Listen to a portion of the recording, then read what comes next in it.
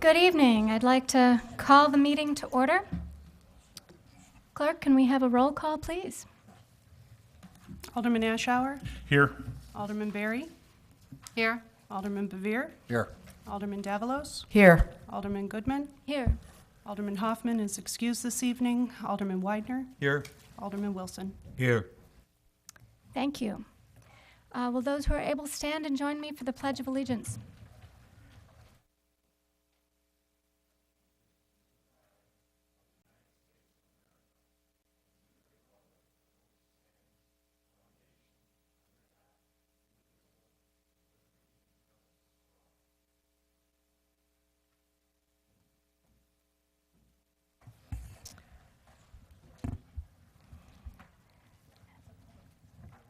Now is the time that we set aside for citizens' comments at our meetings. And for those of you who don't know how we conduct business, the public comments at committee meetings are just slightly different than the way that we do public comments at city council meetings. At city council meetings, things are a bit more formal. We have the citizens' comments in a separate section. But during the committee meetings, we allow citizens who have issues on a particular item on the agenda to talk when that item comes up for discussion. So I have a handful of comments here. It looks to me, just from scanning through it, that everybody who's signed up wants to talk about the same item on the agenda. But if anybody who didn't know that they had to sign up has a more general comment or doesn't want to talk about something that's on tonight's agenda, then now is the time for that type of citizen comment. So if anybody would like to make that kind of citizen comment, please come forward to the podium, state your name, tell us your address, and let us know what's on your mind. Okay, if not, then I will defer these comments. Oh, certainly, come on up to the podium. Well, so the people at home can hear you. We prefer it to be there and into the microphone. Okay. My question is because it's I'm here with respect to the special front yard zoning ordinance setback requirements, and it says that there is a presentation to be. Is that true? Yeah, the community development director will be giving a presentation. I mean, would it be possible to make comments after that? That is exactly when the citizens' comments are going to be. Yes. Okay, perfect. Thank you. Okay, so no general citizens' comments tonight. That's fine. We'll move on to item E, officials and staff comments, starting with the mayor. I have nothing tonight, other than we did get rained out with the bike rodeo on Saturday. Doesn't mean we're not going to do it next year. Every once in a while, when you have an outside event, you get rained out. We will be back next year trying again. It's been very successful in the past, but this Saturday we just got hammered. So next year, we'll do it again. Thank you. Any other comments from officials and staff? My own is that the 50th anniversary picnic yesterday at Leon Schmidt Heritage Park was a great success. The weather was not maybe what we could have liked, so our turnout was a bit lower than we might have hoped, but we didn't really know what to expect, and I had a great time, and I hope everyone else who came did too. Yes, City Administrator Coakley. I just want to remind everybody, we have a lot of people here, so please make note. We still are looking for public works seasonal summer help. The only qualifications are they have to be over 18, have a valid driver's license. It doesn't have to be someone who's just 18 or 19, anybody who wants to work during the summer. It's mostly sitting on a lawnmower or pushing a lawnmower on city properties. There is some other work involved, but if you're interested at all, we have 3 positions, and so far we're working on filling only one of them. So if you know anyone that's interested, please send them our way. There's a lot of important work we need to do. The grass grows very fast during the summer, especially when we get all this rain, and we need extra hands to take care of it. So just contact the City Hall with all the names of the people you want to send to us. Thank you. Thank you. Any other officials or staff? All right, moving on to the business of the meeting. Just out of courtesy to our Warrenville Friends of the Fourth, we're going to be moving up items 4 and 5, which should be pretty quick, so that our good friend Colin Wilkie can get out of here before we have our long discussion. So let's begin with item number 4, consideration of Warrenville Friends of the Fourth request to close certain streets in conjunction with local Warrenville Independence Day activities. Deputy Director Morgan. Thank you, Chairman. This request is an annual request to receive approval to close the streets for the annual 4th of July events, as we've done in previous years for liability reasons and backup material. There is no backup material, but Chairman Wilkie is here from the Friends of the Fourth Committee if there's any questions. But it's the same parade route, same times as previous years. Thank you. Are there any questions for Chairman Wilkie? All right, I would entertain a motion. Alderman Widener. Yeah, we've certainly done this a number of years. It is in the best interest of the public that wants to attend and participate, and it's in the best interest of safety. I make a motion to recommend the City Council authorize the closure of certain local streets for the annual Independence Day parade route, parade staging, and Cerny Park Festival as stated in the letter from the Warrenville Friends of the Fourth Committee Chairman Colin Wilkie, dated May 16, 2017. Motion by Alderman Widener, second by Alderman Davalos. Further discussion? All those in favor? Aye. Aye. Opposed? Motion carries. Item number 5, the consideration of Warrenville Friends of the Fourth request to conduct a pyrotechnics display in conjunction with the local Warrenville Independence Day activities. Deputy Clerk Morgan. Thank you. This year is a one-year contract for the fireworks display. The Warrenville Fire Protection District already reviewed the application from the pyrotechnics company and issued their permit, and we are presenting this item for council approval this evening. Thank you. Yes, it looks pretty much the same as we've done before, except this is a one-year term. Correct. So, any discussion? Second. Somebody, would you like to make a motion? I'd like to recommend the City Council authorize pyrotechnic display permit for the annual Independence Day celebration and authorize Mayor Brumwell to execute the agreement with Five Alarm Fireworks to provide a fireworks display on July 4th, 2017 in the city of Warrenville. Second. Motion by Alderman Ashour, second by Alderman Davalos. Further discussion? All those in favor? Aye. Opposed? Motion carries. Thank you so much, Chairman Wilkie. Thanks for coming, and we wish the 4th of July Committee very good luck. Thank you very much. All right. Moving on to item number 1, the consideration of Plan Commission recommendation to eliminate special front yard setback requirements, footnote P from Table 4A of the zoning ordinance. Community Development Director Menser. Thank you and good evening. I'd like to begin by just pointing out one correction or two corrections that need to be made to the memo that was included in the agenda backup is item F1. The second line from the bottom towards the right side of the page, it says approximately 73 feet, and that should actually be approximately 56 feet. And the first numbers on the second page also say 73 feet, and that should be 56 feet. It really doesn't change the scope of what we'll be discussing, but that was an inaccuracy that was pointed out that I thought made sense to correct.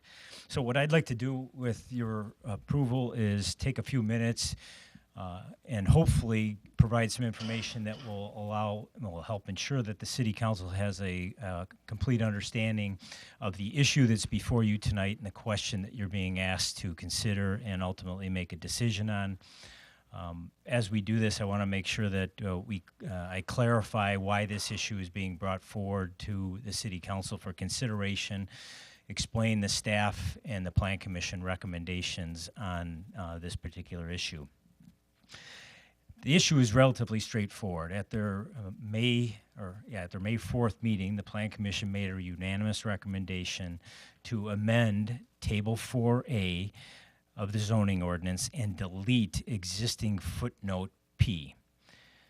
Sounds pretty simple, but it's a little more involved with that. So I'm not expecting everybody's going to be able to read what's on that slide, but that is a copy of Table 4A from the zoning ordinance. And Table 4A is the table that it outlines all the various bulk district requirements, the lot size, minimum lot size requirements, maximum building height requirements, building setback requirements, lot coverage requirements or restrictions for all 7 of the residential zoning districts that exist in the city of Warrenville. For tonight's discussion, the most important provisions of this table relate to front yard setback requirements. When you look at Table 4A, this section of the table outlines what I would call the standard requirements. The standard requirements for the residential zoning district with the largest lots is a 40-foot front yard setback requirement. That's the R1 zoning district.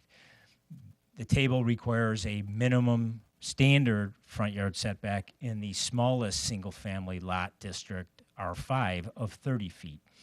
Now, there is a provision, it's called footnote B, that in certain circumstances can require increased front yard setbacks. Specifically, what footnote P says that on blocks where you have more than 50% of the frontage of that lot being developed with structures, the front yard setback shall be the lesser of 50 feet or the mean average of the existing actual front yards on that street frontage.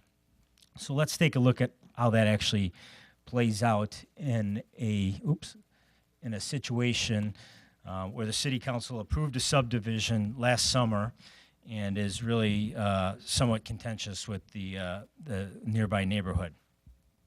And the section of road we're talking about is the east side of Burke Avenue, south of Warrenville Road, and north of Wagner. When you look at this section of the road, this block from Wagner up to Warrenville Road, the first thing you need to do under footnote P is determine whether or not 50% of the frontage of that block has been developed with buildings. There's a total of, with the new subdivision, there's a total of 8 buildable lots, and 5 of those buildable lots have existing buildings. So 50% of the block, under the current provisions of the ordinance and the way that staff has consistently interpreted it, have buildings, and therefore this special footnote P would apply.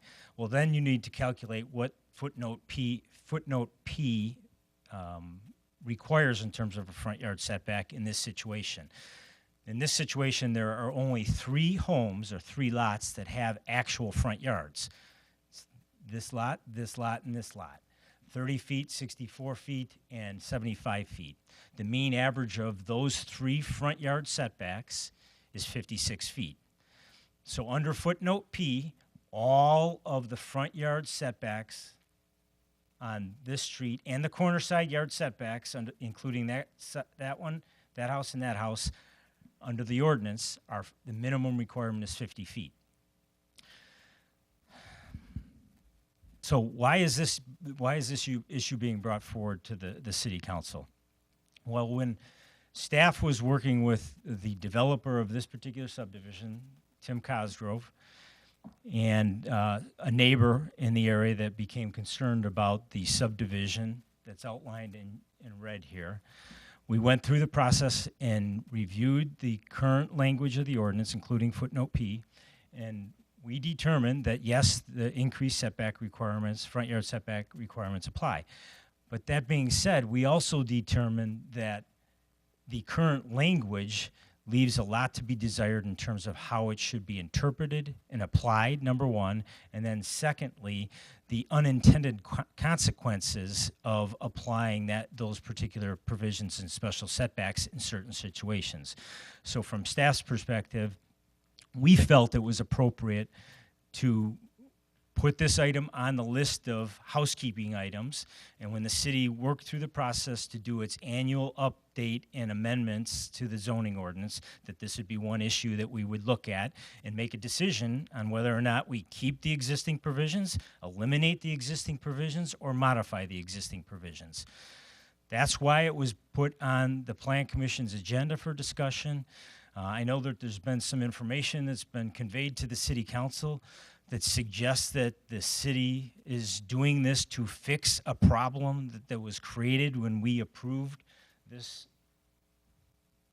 the Cosgrove Hollow Hill subdivision, or that we're going out of our way to assist Tim Cosgrove because he's on the city's plan commission. And I'm going to say it for the record, from the staff perspective, neither one of those cases are true. The reason why this is being brought forward is because staff has identified that the languages that currently exist is insufficient and is challenging to administer and can create unintended consequences. So the Plan Commission made a unanimous recommendation after they considered this particular potential text amendment to eliminate this footnote P from the ordinance. And I was at both of the public hearings that they had on this, 2 separate meetings, and I think the summary of the main reasons why the Plan Commission recommended that way is because, first, the special setback requirement of 50 feet, they didn't feel that there was really any rational basis for where 50 feet came from. 50 feet for a front yard setback requirement is more than any standard front yard setback requirements in any of the other zoning districts, including the largest lot zoning district, the R1 zoning district that the city has. But more importantly, I think the Plan Commission felt unanimously that the way this particular special provision is applied is very much related to the personal decisions that a nearby or adjacent property owner makes when they develop or build on their property. And what I mean by that is when you look at these, in this situation, it's these 2 houses that kind of trigger this increased front yard setback requirement. Well, in this case, these properties are zoned R5. In the R5 zoning district, the minimum front yard setback requirement is 30 feet. For personal reasons, whoever built these houses, they decided to build those 2 houses much further back from the front yard, front property line than what the city's zoning ordinance requires. Their lots are pretty deep. It's not an unreasonable decision, but it certainly does have a ripple effect down the road. Their decision to build their houses back now have dictated that everybody else has to have a 50-foot front yard setback. What that does is, under the current language of the ordinance, it makes this house, and this house legal non-conforming, which means that if those houses were to be damaged, destroyed, or to be rebuilt, they wouldn't be able to be rebuilt in their current condition or at their current setback. They would have to be pushed back to the 50-foot front or corner side yard setback. In certain situations, I would suggest that would make that particular property potentially unbuildable without a zoning variance. So the Plan Commission felt that that was unreasonable and there wasn't really a need for this particular provision, so they forwarded the recommendation to the City Council to eliminate the provisions. From staff's perspective, just as we advised the Plan Commission, we believe that the first question that needs to be asked and answered is the policy question of whether there is merit in retaining or eliminating these particular provisions. If the City Council, at this point in time, the Plan Commission said they didn't feel that from a policy perspective it made sense to have these special setback provisions, that the standard provisions of the underlying zoning districts was sufficient. But the question is now to the City Council, does the City Council agree with the Plan Commission? Or does the City Council feel that retaining some type of special, potentially increased front yard setback standards is something that should be kept in the ordinance? From a staff perspective, if the council feels that we should keep some type of special front yard setback provision in the ordinance that is somewhat tied to the existing front yard setbacks on the street, we feel that you should make a recommendation or defer this back to the Plan Commission with specific direction that you want them to develop updated and revised language that would clarify how this particular provision is interpreted and try to address some of the unintended consequences that are outlined in page 2 of the staff memo. So with that, I would turn it over and try to address any questions you have. Thank you, Director Menser. Before we get to the City Council questions, I think now is a good time to open up the discussion and allow information to be presented from the public. We have several people here who've indicated their desire to talk about this issue. And I'll call on them first, but then anyone who hasn't handed in a paper will get a chance to speak as well. I'd like to remind you to step to the podium, say your name and address before you make your comment. And I would also like to remind everyone that I see a lot of the same faces who came last week, and you'll probably notice that these are the same faces who were here last week listening to you. So if you're going to repeat a lot of the things that you said last week, well, we've already heard those. And certainly, if you can emphasize anything you like, and you've got the right to say whatever you want. But just for the sake of brevity, I thought I'd throw that out there. So let's start with Mr. Kevin Bohm. I don't know if I pronounced that correctly.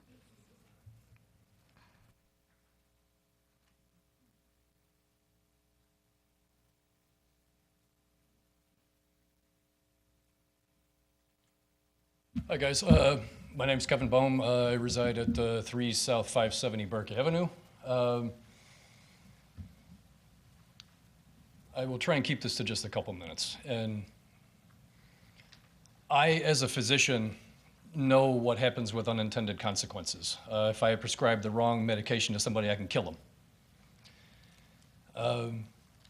Mistakes are made, and everybody understands that mistakes are made, but in this particular instance, rather than have something that is already on the books as part of an ordinance, would it make sense?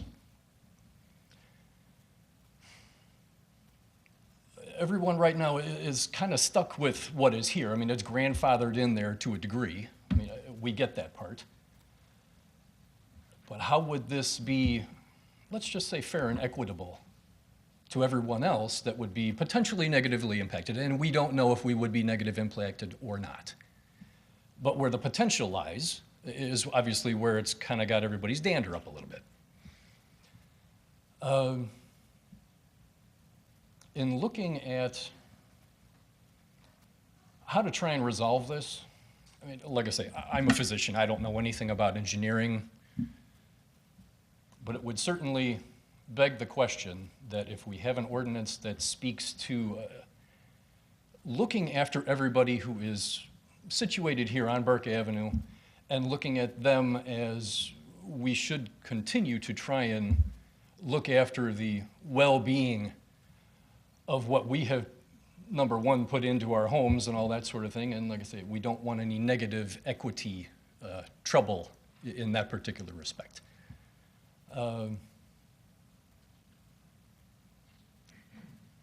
Right now, at least this is put before everybody. And all that we are asking for is some fair and equitable treatment under the particular ordinance that's in question here tonight. And I thank you very much for your time. Thank you so much, sir. Next is Bob Siebert.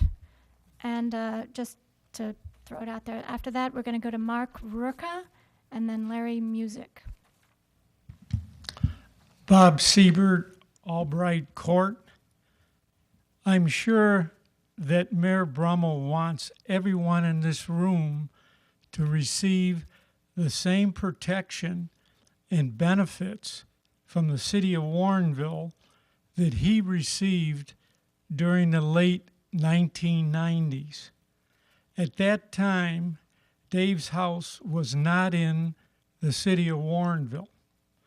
A planned housing development was in the city of Warrenville and across the street from Mayor Brummel's property. As designed, the new houses would face a new street, and the back of their houses would face the existing houses. A letter was written to Mayor Lund pleading to change the development because it would ruin their neighborhood and lower home values. Mayor Lund pulled out her big stick and forced a change in the design. It is now time to give the same protection and benefits to the folks on Mignum and Burke. Last week, Dwight and Vivian were here stating that 50 years ago, the reason Dwight stood up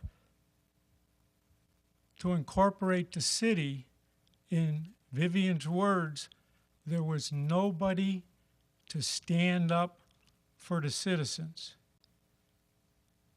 That is your job.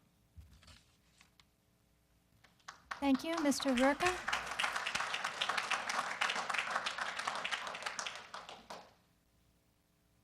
Mr. Verka?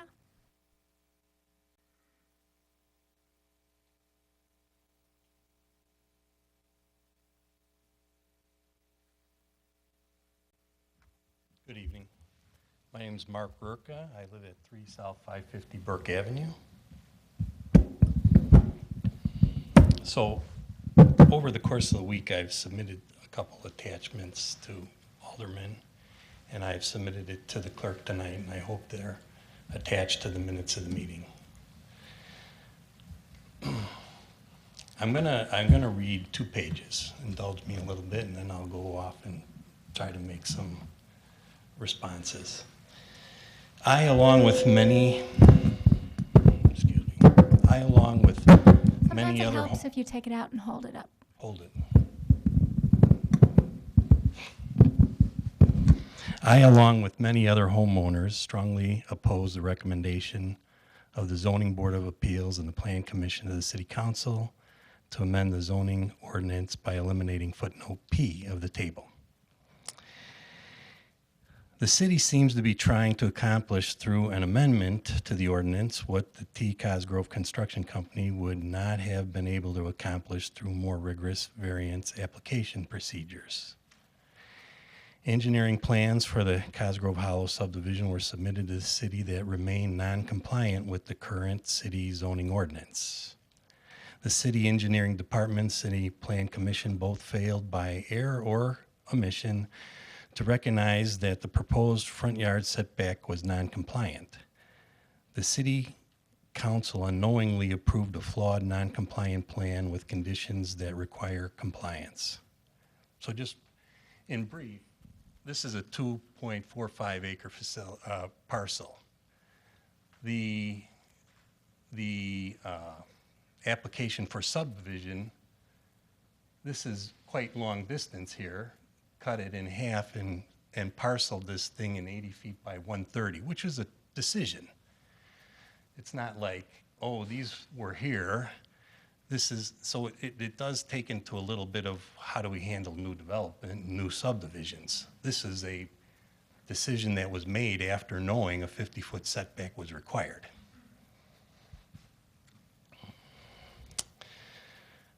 Okay.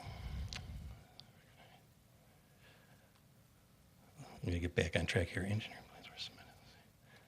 Okay, and so the Cosgrove Hollow subdivision was then recorded with DuPage County. Unfortunately, the pre-existing plat building requirement was vacated and it was replaced with a 30-foot setback that is non-compliant with the city ordinance. So even the plat before this had a 40-foot setback. After further review, the city quickly determined the required setback for the proposed subdivision fronting Burke is 50 instead of 30. Knowing the inaccuracies of this, the city also made certifications on a plat that was recorded. Knowing the inaccuracies of the city's certifications, the city should have immediately notified the applicant that the Plan Commission and engineering certifications were in error, and that the applicant shall revise and resubmit plans in compliance with city ordinance or seek variance through formal processes. This is a subdivision application. There's 100 different ways to build that. He could have longer lots. There could be fewer lots. They could be configured differently. The detention basin doesn't have to be in their backyards. It could be over somewhere else. There's 100 different possibilities. T. Cosgrove Construction Company purchased lots 1 through 5, and the subdivision knowing of the errors and omissions related to the required building setbacks shown on the plan documents. As such, the subdivision application was not required to go through appropriate filing processes requiring signage, neighborhood notifications, because you have a non-compliant subdivision now. It's non-compliant. It doesn't meet the requirements. So as such, the subdivision application was not required to go through appropriate filing processes requiring signage, neighborhood notifications, public forum hearings for the zoning variance.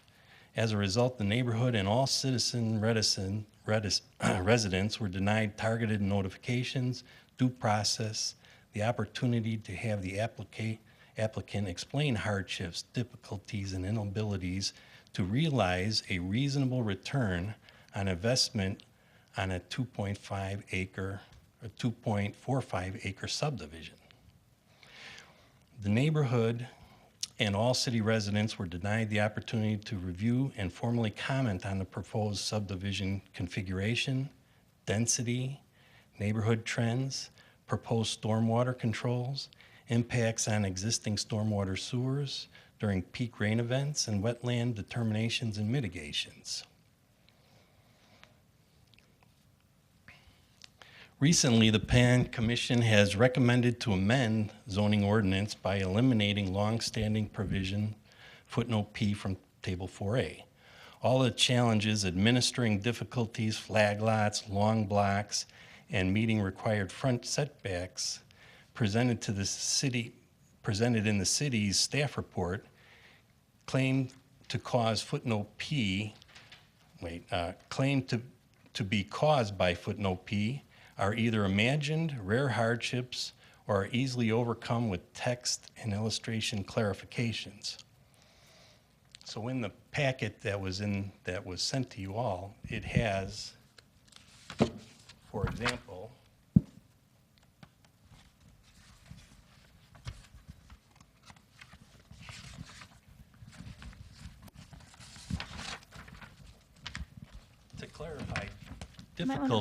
to clarify difficulties, all you need is an illustration.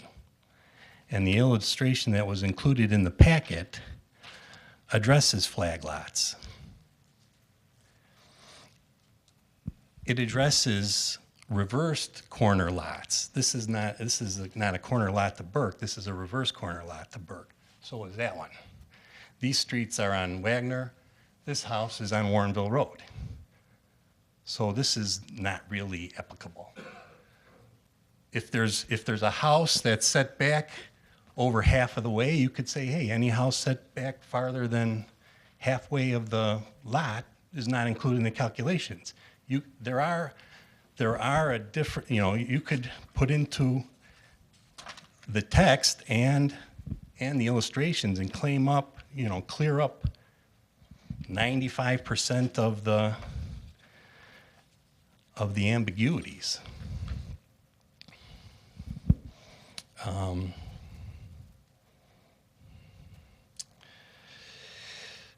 So a lot of these are easily overcome. And indeed, it's our understanding that triggering this footnote is the first time ever. So this is the first time ever in the city, as I understand from the meetings that I attended, that literally this was the first time this has been triggered. No, that's not what I heard at the two planning commissions. Community Development Director Menser, did you want to answer that question? Well, go ahead and respond. I'll respond to that question. That was not testimony that was provided by city staff at the Plan Commission meeting. That I don't recall. That may have been said by a Plan Commission member, but they're not involved with the day-to-day administration of the ordinance. And I can tell you this is not the first time that this particular footnote has been triggered. Okay. And there have been other occasions where the footnote has created issues. In fact, we did have a variance request years back on 2nd Street because of this footnote. Okay, I'll go back to you after everybody gets a chance to comment. So go ahead. Okay, so again, now so again, it was said, all right, but it's rare, right? It sounds like it's pretty rare, and basically, footnote footnote P is working exactly as it's intended to do. We have, you know, the houses are set back, and there is some protection for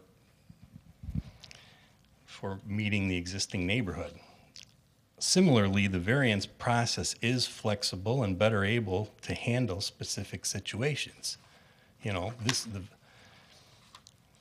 in these rare occasions, which it doesn't sound like there's a lot of them, certainly it's very specific to a neighborhood or to an individual lot and people are understanding if a house burns down, I think I'm not gonna say, hey, move it, you know, that's it. It's unbuildable lot. We all have a heart here. You know, there is hardship clause that I think would be pretty easily conveyed. So yard and setback requirements control the amount of open space between buildings on particular parcel property and the front, side, rear lot sides. Setback requirements promote safety from fire, flooding, other damages, and secure adequate light, air, sunshine. For the block bounded by Warrenville Road, Curtis Avenue, Wagner, and Burke, the average density for this area is 2.6 houses per acre. Additionally, there are 29 lots within 300 feet of this proposed subdivision, and the average area of those lots are 0.61. So all of a sudden, we're shoehorning in less than quarter acre lots. Totally is going to change the character. Drainage is a major consideration of this 2.45 acre subdivision in the otherwise fully developed block bounded by Warrenville. Well, you all know where it is. Warrenville, Curtis, Wagner, and Burke. The wetland in Cosgrove Hollow is the lowest point in the entire block. And in the packet that was also submitted, the wetland is being negated because of some argument that it was an excavated ornamental pond for aesthetics. Well, hopefully you all read that packet. It's you know, arguably that it's the remainder of a 65-year-old plus wetland. And it is a wetland by the waters of the state. And the study where there is a wetland right here, point. The criteria for a wetland was actually discovered. The right soil, the right plants, the right hydrology. The mitigation, the development of the wetland study just stopped because it was a pond that was man-made, but it's really not.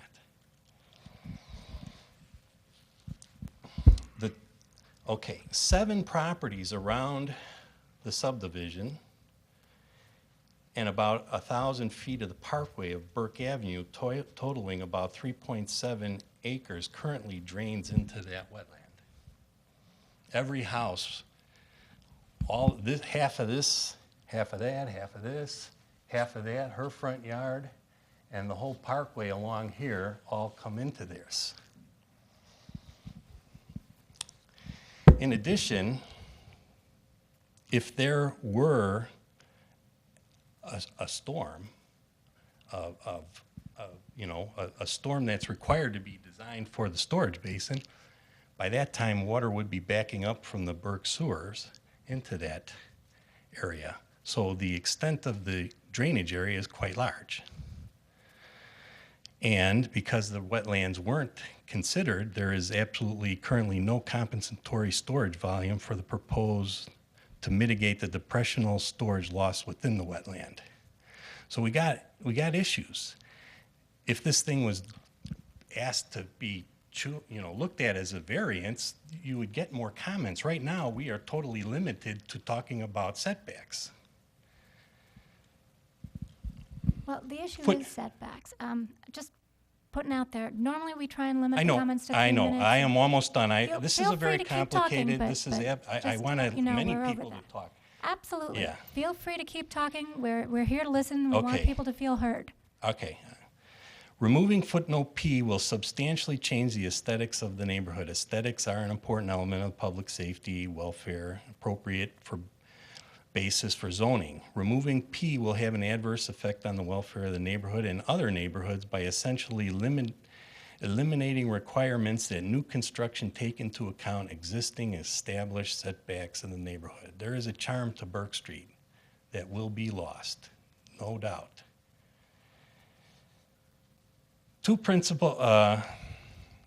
Deletion of footnote P would negatively impact aesthetics, okay, adjacent property values and welfare, good faith among the city residents, both existing and in the future. Two of the principal tenets of the zoning ordinance are conserve residents' property values. That's like you're getting right into the first things you read in the ordinance. And then the other is prevent new construction that prevent. Now, it's not like, hey, let's prevent new construction that does not comply with restrictions within the ordinance. When Warrenville adopted footnote P, it did so with the public welfare, health, safety in mind. Same considerations must be weighed before footnote P may be removed from the ordinance. Keep footnote P, benefit Warrenville. It's the right thing to do. Thank you. Larry Music?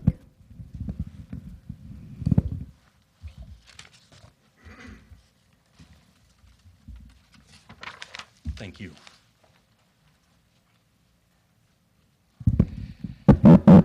Larry Music, 3S719 Mignon, Warrenville.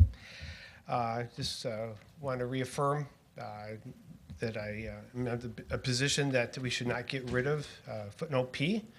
Like we said last week, this flooding and overpacking houses in that area is going to do nothing but continue to overflood the storm sewer system that we have in this section of town. And it's, as the last speaker eloquently said, how that is the lowest area of the block. And that's going to really be a problem with a lot of fill that needs to be put in that hole to make it up to grade. And the second thing is a little bit with Mr. Messer in his presentation. I think it was pretty disingenuous when he was mentioning that Spencer's house, which obviously faces Warrenville Road at the end of the block, is not on Burke. And the house in the bottom of the map here, which is obviously on Wagner, these two houses don't even face Burke. They're not even affected by the same average setback. And I think it was a little bit disingenuous for him to keep pointing at the houses on the top and the bottom as those that cannot be rebuilt if they happen to catch fire. I think that's just not accurate, and that did not help the cause. So thank you. Thank you. Okay, so I know there were some other residents who said that they wanted to speak. Please raise your hand. Yes, please come forward, state your name.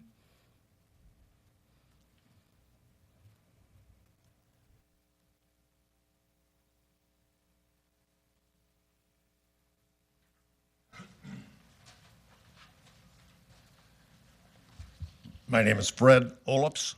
I live on Mignon Drive, 3 South 750. I believe that we've all had the experience of watching an issue unfold when things don't quite seem right. They don't quite seem to make sense. Times when you wonder what it could be that you missed.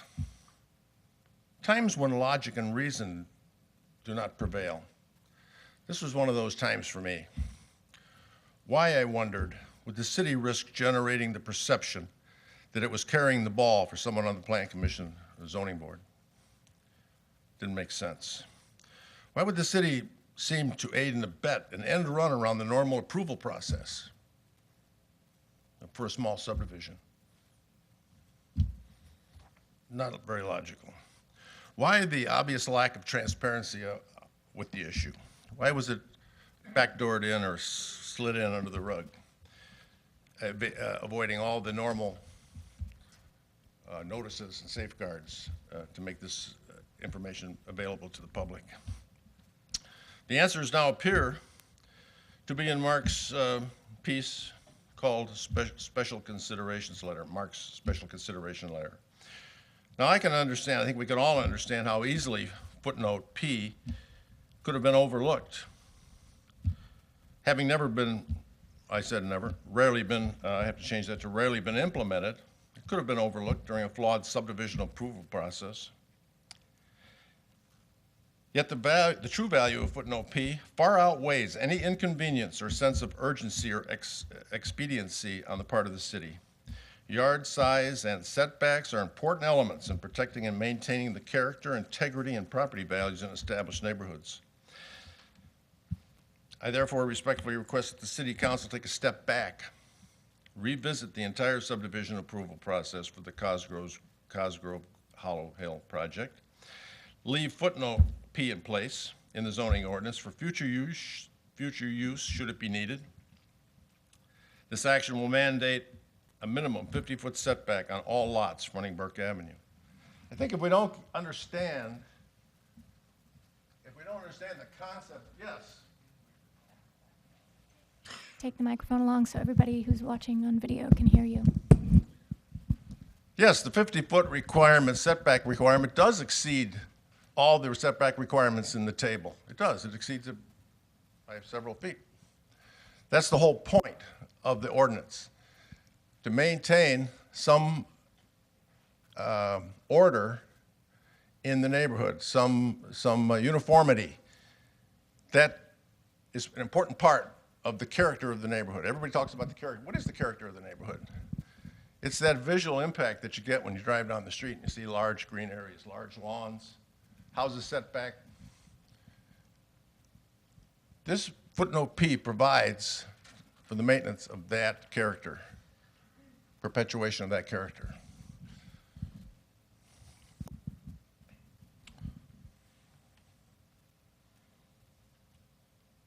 That's all I have. Thank you.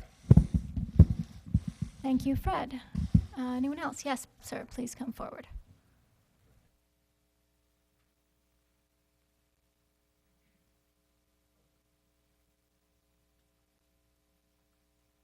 So Glenn Ansel, 29W, 021 Wagner Drive.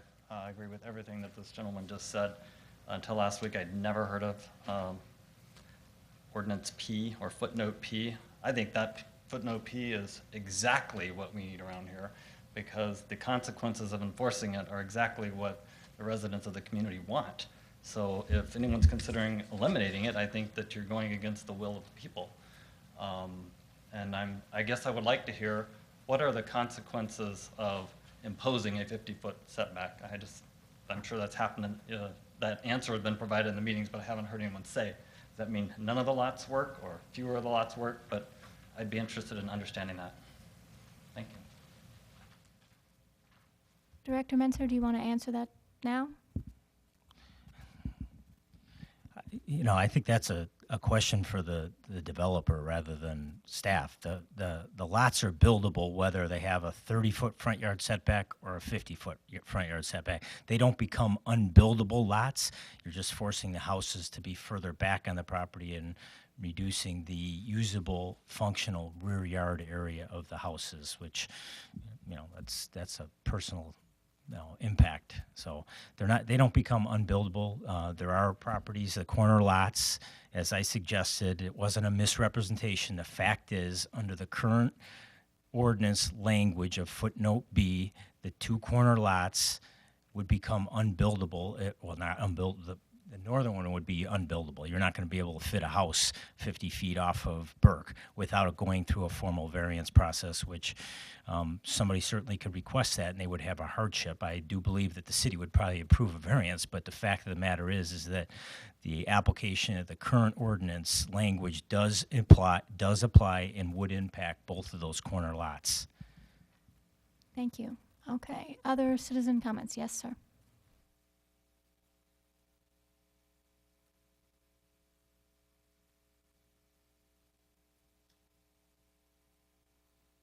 Dan Berry, 27 West, 790 Greenview. Why don't you just make them get a variance? They obviously did it for Westminster's house. He knew going in what the setbacks were. He's a builder. You know, I mean, it's that simple, isn't it? Make him get the variance, or buy the property behind him, so he's got more property, so he can set the houses back. It ain't that difficult. That's all I got to say. Thank you. It does look like you're doing them a favor, though.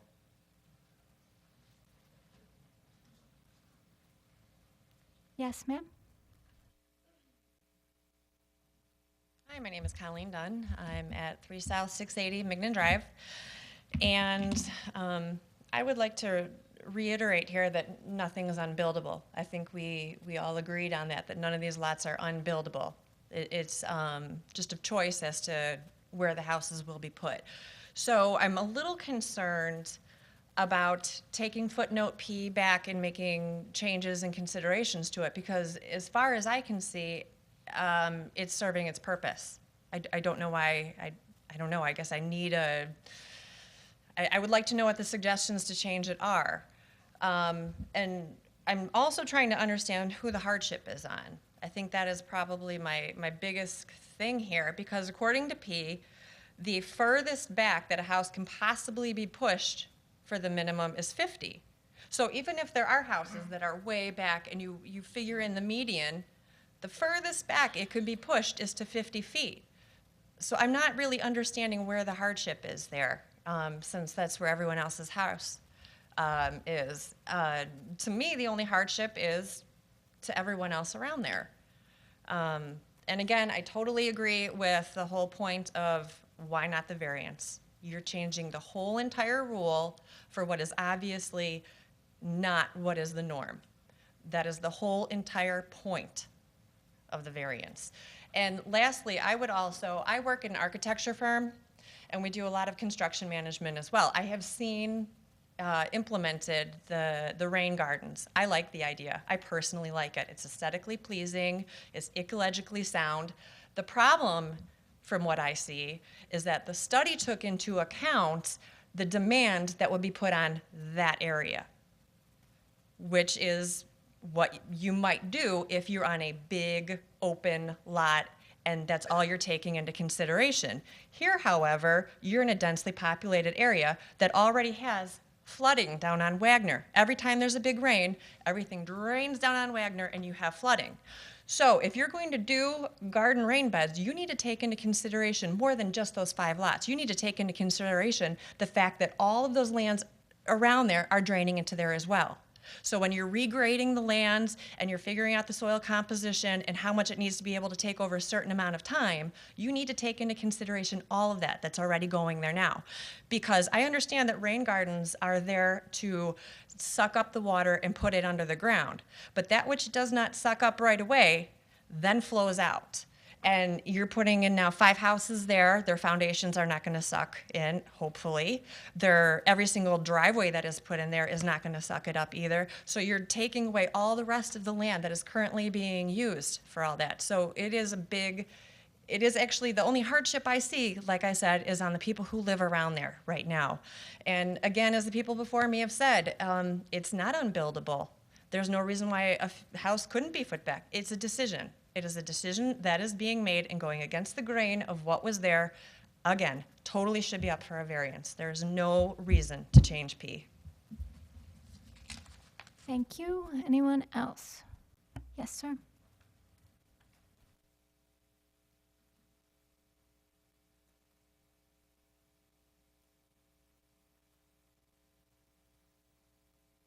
Hi, my name is Vince Aioli. I live at 29W019 Wagner. I would like to, just point out what Mr. Menzner had said.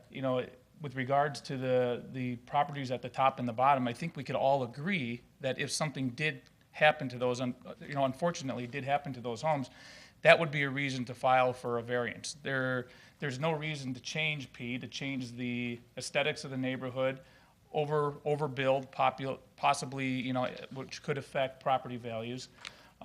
So, as the speakers before me had said, I'd request that you keep the ordinance as is. Thank you. Thank you. Next, comments, questions? Yes, Chairman Davis.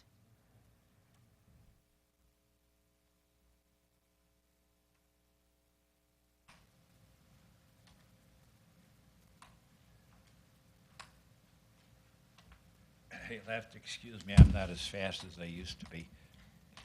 John Davis, Green Book Courts. Chairman of the Planning Commission. I think there's a lot of confusing commentary going on here tonight, and I think the thing that needs to be said first and foremost is the property is zoned R5. The property splits are entirely legal. There's been no variance granted for smaller lots or anything. Those are all legitimate. In fact, they're oversized. Technically, they'd be considered R4 lots because they exceed the R5 minimum by a couple thousand feet.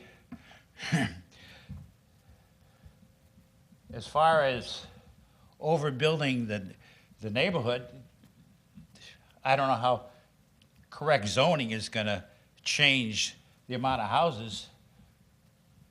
There's 5 houses, going to be 5 houses. That's got nothing to do with altering the neighborhood. If you'll notice, there's a variety of zoning categories there. A lot of these properties, like the ones on the west side of the street, are probably more R1 size lots. So those people are very happy. They got large lots and low zoning. I don't think that the approach the Plan Commission took zeroed in on this particular parcel. I mean, it just happened to be the one that triggered the conversation.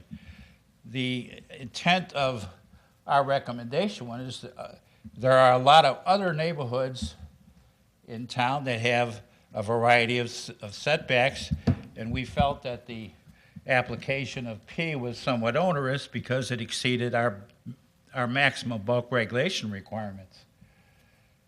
Whether or not the people are happy with 5 houses going in or not doesn't really matter because it's entirely legal. The reason that the back lot didn't get purchased, the guy didn't want to sell it, from what I gather. If you look at literally the size of these lots here and these setbacks. Take the microphone with you. Sorry.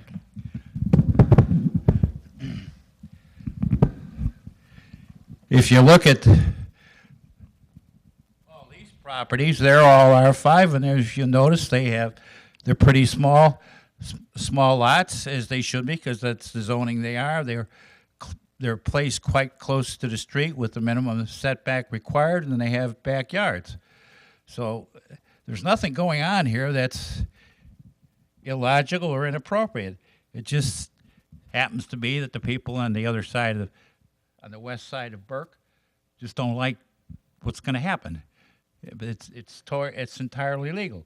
It was a legitimate subdivision, met all the criteria that was in our ordinance.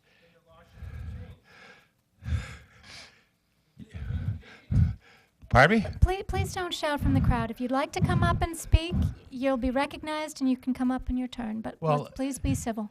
Footnote P's got nothing to do with zoning. Lot sizes. Understood? Pardon me? It's not going to change the zoning from R5 to something more palatable to the neighborhood. It's R5, period. And it meets the criteria.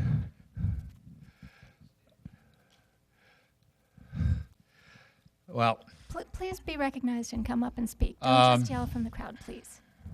On another note, I think Mr. Siebert got the facts wrong as to how the neighborhood where the mayor lives got done. It was the Plan Commission that dealt with that whole issue, and the mayor happened to be a citizen at the time, and he represented the neighborhood, and it worked out satisfactorily between the Plan Commission, the neighborhood, and the developer. So I think we need to spread the credit around a little here. In any event, I stand by our recommendation. Again, we only recommend to the city council our positions, and they take it under advisement. They do whatever they got to do, and if they agree, they agree. If they don't, something else happens.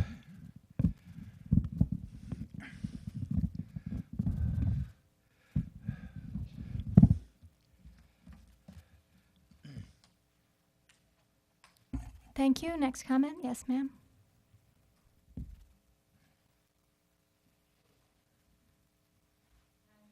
Terry Bash. I live on Mignon Drive.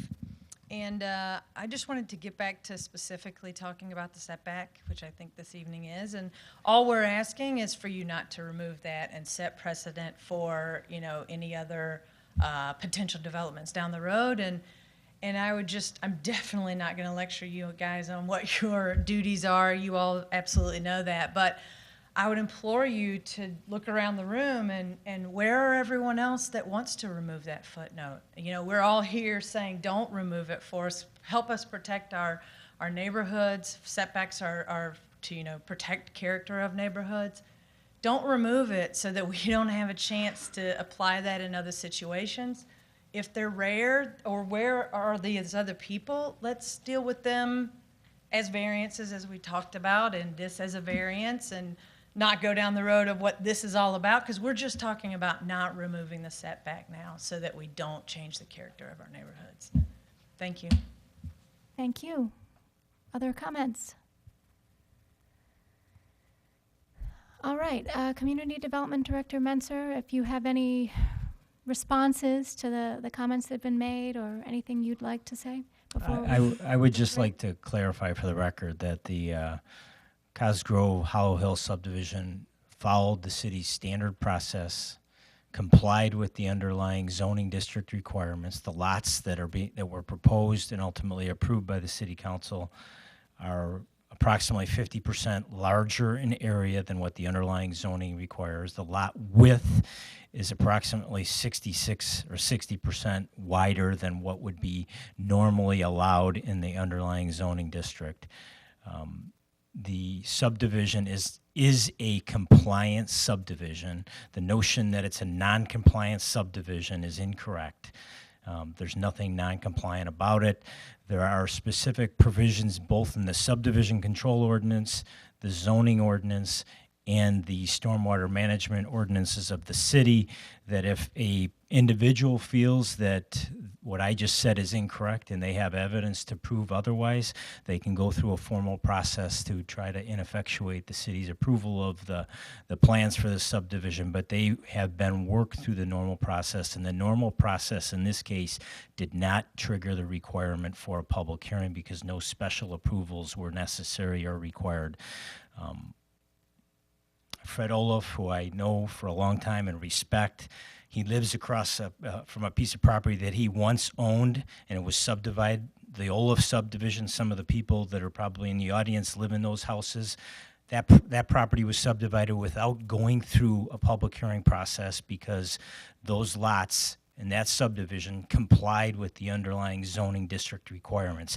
Not every subdivision is required to go through a public hearing process, and not every subdivision is subject to public input as long as the subdivision is complying with the city's rules and regulations. So that's the main point I would like to make. A secondary, smaller point I would like to point out is this whole notion of you know, leave footnote P as it is, and we'll deal with variances down the road. I think that's short-sighted. If the city council feels from a policy perspective that there's merit in having some element of footnote P in the ordinance, I certainly respect that, I understand it, but I think that it would be short-sighted not to further clarify how that specific regulation is interpreted and applied. You know, another example, it's not even Cosgrove subdivision, but it's on this street. This house right here, it's got like a 42-foot front yard setback. That complies with the underlying zoning district. I would suspect that house was built before the two houses or the three houses to the north. No? These three? No? This one here? Yeah, because this one has well, it was probably, how long ago was it built? 10 years ago? Well, it was an oversight then. Because this one does not comply, this house does not comply with footnote P. If you have 42 comments, please 42 feet. raise your hand and come up, and you can make comments if you want, but please don't shout from the audience. It's not respectful. So, in just one moment, yes. You know, that's, I guess I just think it would be short-sighted not to further clarify and correct some deficiencies in footnote P if it's going to be retained. Yes, further comments, go ahead.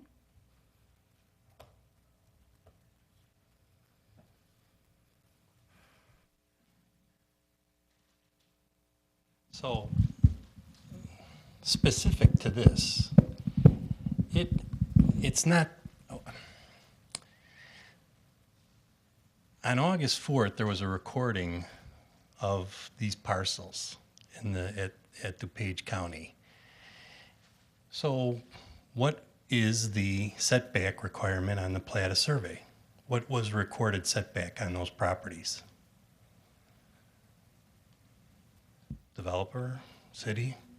The recorded setback line is the standard minimum required setback line in the underlying zoning district. That's consistent with city past policy. That's consistent with the direction that we've received from the city attorney. The problem is by trying to put a setback that's not the standard requirement, footnote P that requirement could change on those properties.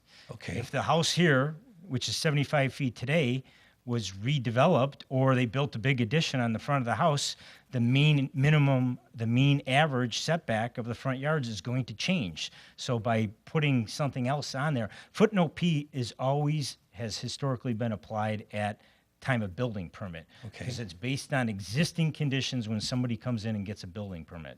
Okay. So footnote, so the setback was recorded at 30, the houses are shown at 30 on the on the parcel. The building line shown as 30, but it's not, it's 50. So there's something sitting in DuPage County right now that's not, it's okay, so maybe it is the line is 30, but that's really not what is required to happen. And when we talk about bulk zoning things, it's basically everything that describes setbacks, acreage. P is part of the bulk regulation. That is part of the description. The bulk regulations just basically are an outline of all the things that are required for setback. P is as important currently as the 30-foot. So now we're just, okay. So the plan for the subdivision was shown as 30. I have never seen any other drawing that shows it set back at 50 feet. So this has been kind of a,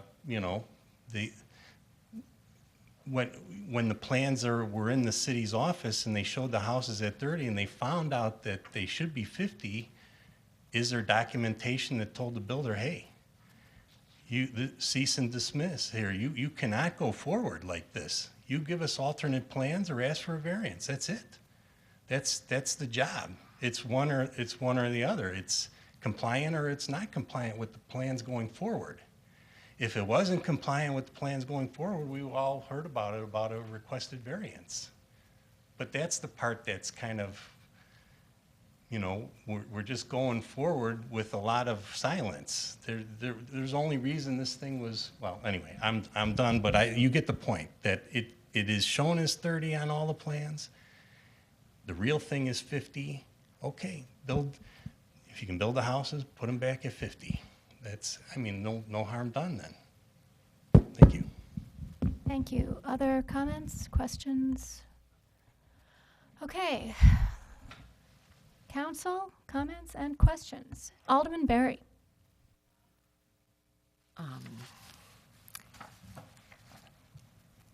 On the piece that I see there, the R5, that's all the way to the right, is that part of this Cosgrove Hollow Hills subdivision? Over here? No. Here? Yes, that piece there. That was It is. the original piece of property was the property outlined in red, and it was subdivided as part of the Cosgrove Hollow Hill subdivision to be as illustrated on that particular exhibit. Okay, so that one piece of property is going to remain as it is? There's an existing house that's going to there. remain, yeah. Okay, then the entry to that location will be off of Albright Street? That's where its existing driveway is. Okay. And the second question is the R4 home on Burke Avenue to the east, which has a 30-foot setback, which is R4, which shows a minimum of 35 feet. When was that home built? 30 years ago, I don't know. I don't recall it being built in my tenure here at the city. And so we don't know if there was a It was, variance? somebody said it was one of the first houses on the block. I don't know. I mean, So we don't know if there was a variance at that time for that home? No. I mean, I think the zoning ordinance map lists all the variances, and I don't see one on that property. If you just look at the map here. Oh, okay. Yeah. All right. But again, under the current structure of footnote P, if that house was damaged or destroyed, they would be required to build it 50 feet back of the existing front property line. Even though Or it's get a variance. R4 and they have to be 35 feet? Yeah, even though, yeah. Okay, so the 5 pieces of property that will front on Burke, the R5s, the setback as of right now is 30 feet, is that correct? The standard setback is 30 feet. The special requirements of footnote P would require a 50-foot front yard setback under the existing conditions on this lot. But if there was some change in existing conditions, that setback may be less than 50 feet. So have you seen the designs for these pieces of property? There has been no building permits or stormwater permits So we really applied don't to it. know where the developer intends to build the house. We don't know if it's No. 30 feet or 40 feet or 50 feet. We don't even know that right now. Is that No. what you're saying? No. Okay. Thank you. Thank you. Other aldermen's comments and questions and discussion? Yes, Alderman Davalos. Thank you.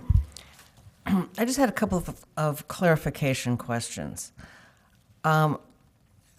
Footnote P talks about the lesser of 50 feet or the median. So if let's say a house on the west side of Burke was destroyed or someone bought the property and wanted to rebuild the house, would it have to be 50 feet as the lesser? I mean, am I understanding that you couldn't build it back, that you had to be 50? You could still build it 80 or 90, right?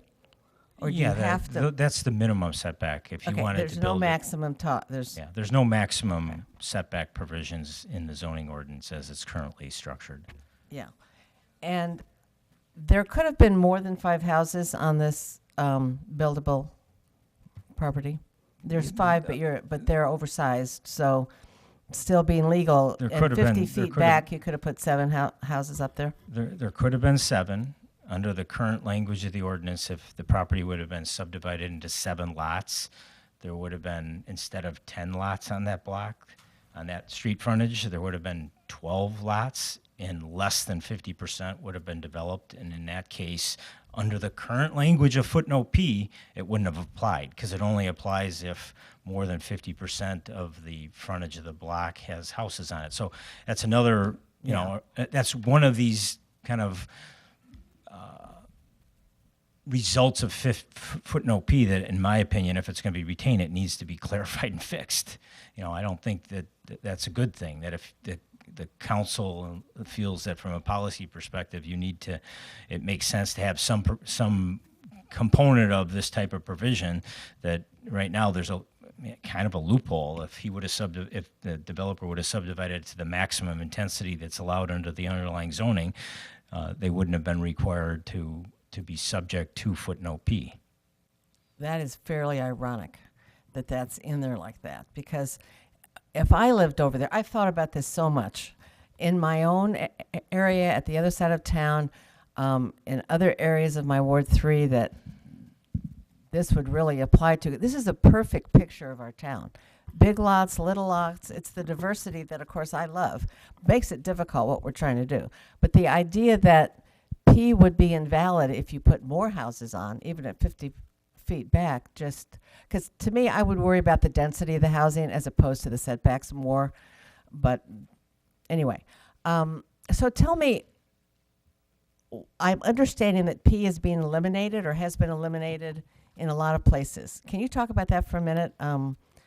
I don't even know how P got started. I'm sure it's, I also feel like if we just said no to P, it makes me nervous that in some situations there would be no protection. But that's another issue. So right now I just want to know your knowledge of why maybe it's the county or the communities don't have P anymore.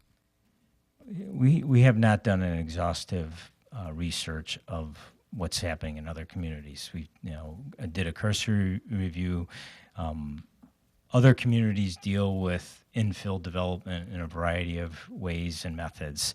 I'm not aware of anybody that has a footnote or a requirement exactly as footnote P is. Some other communities say you take the lots on each side of the project and you average those two front yard setbacks, and that's what is the front yard setback for the new housing. So there's a variety of ways to deal with. A lot of communities don't have anything like this. So it's really, again, it's kind of a policy decision of what makes sense given the character and makeup of the city of Warrenville. Warrenville's definitely different than Wheaton or Naperville, and I wouldn't suggest that we'd want to do things because No. Naperville or Wheaton did or didn't do them. Right. This originally came from the county?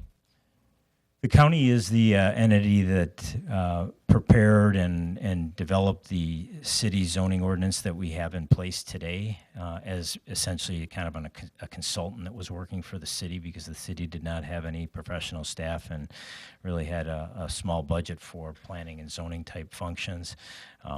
So it was the foundation for the ordinance, including footnote P, was developed by the county. And does the county still use P? Not that I'm aware of. Okay. I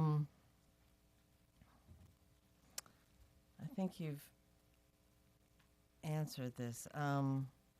So we're only considering in this calculation one side of the street, the east side, and that's the normal way that the ordinance talks about. The way the ordinance is structured and the various definitions that feed into the interpretation of this particular footnote, that's historically how staff has interpreted it, and I believe is the technically proper way to interpret it.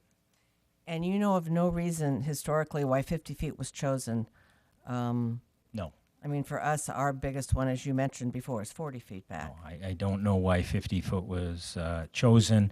Another odd situation in the ordinance is that when you're looking at the requirements, it starts by, the requirement only is triggered if 50% of the houses that have either a front or corner side yard on the street have been developed.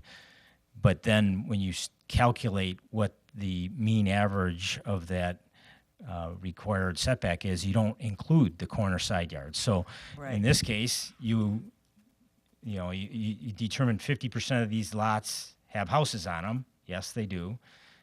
But this setback of this house and this house aren't factored into what the special setback requirement is, even though, in my opinion, they certainly have an impact on the character of that street. They're part of, they don't Right. face it, but the Right. side of the houses, if you drive up and down the street, you see the side of those houses out by the street. So that seems not logical to me. So I read through the notes from last, I wasn't here last week, so I looked at the YouTube and I read through all the notes and everything. And there were 4 suggestions made, I think, by staff as suggestions that might make P a little more executable. So in your opinion, do you, without asking you P yes, P no, if P was kept, is it possible to rewrite it using some of these suggestions to make it so we can use it a little bit better? We don't have this, I mean, it's very controversial. I don't like P right now, but I'm also not willing to give up protection so that we are just using the ordinances, because I think it was mentioned by one of the speakers before,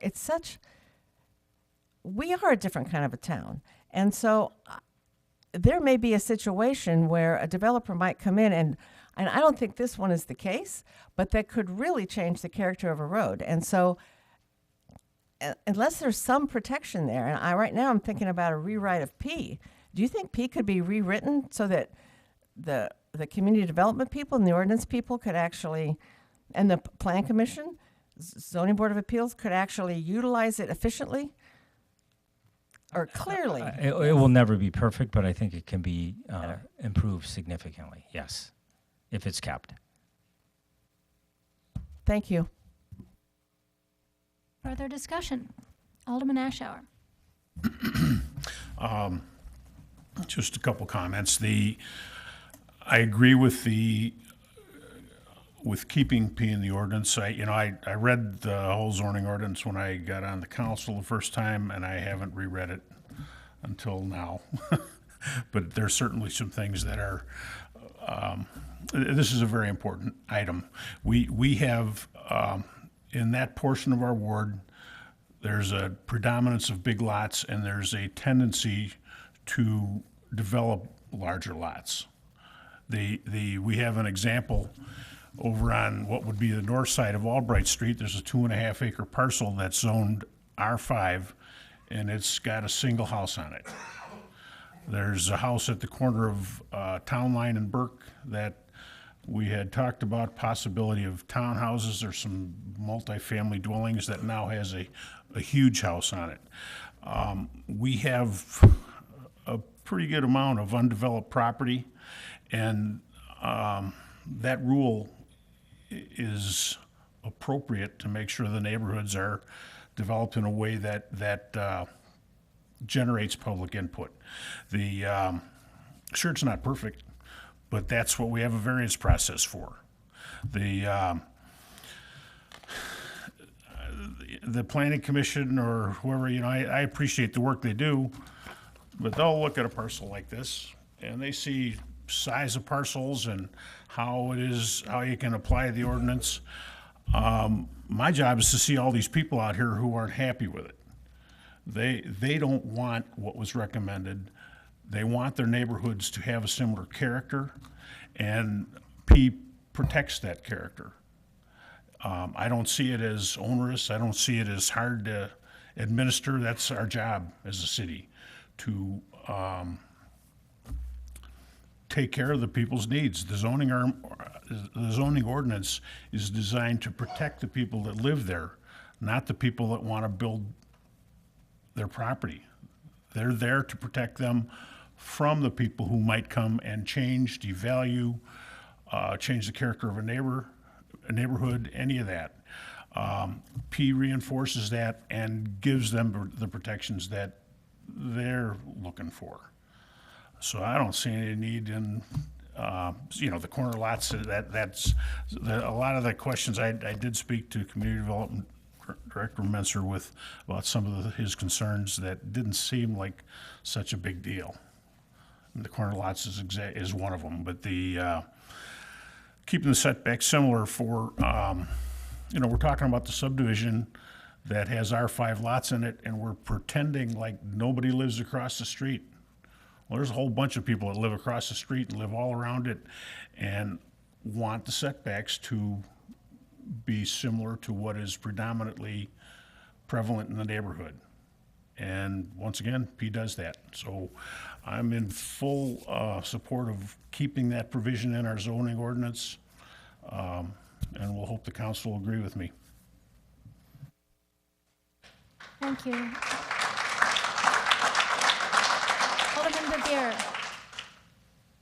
Yeah, I'm just gonna kind of agree with Sue on everything. You got people across the street, different zoning, and these lots originally were coming off Albright, and just needed to be looked at more. I was put in office to be the voice of the people of Ward 1, and I see a lot of people here tonight, so I gotta stand behind them, and I'd like to see it go back and something done with it. I support the P to stay as it is. Thank you. Thank you.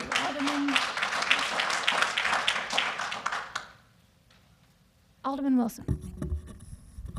Okay, I live in Warrenville Lakes. I don't have the problems that you guys have, and I appreciate that.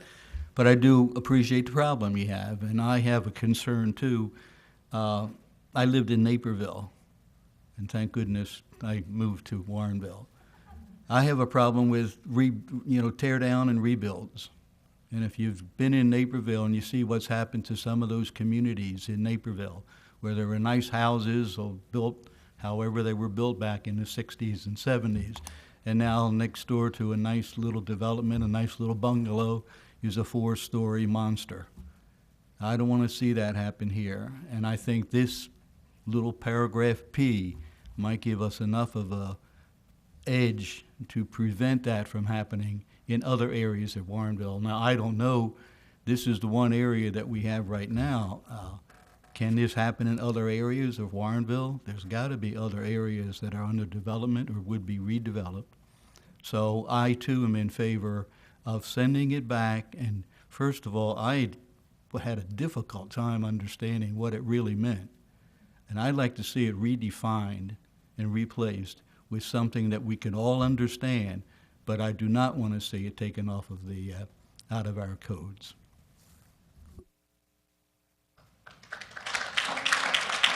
For discussion? Alderman Berry.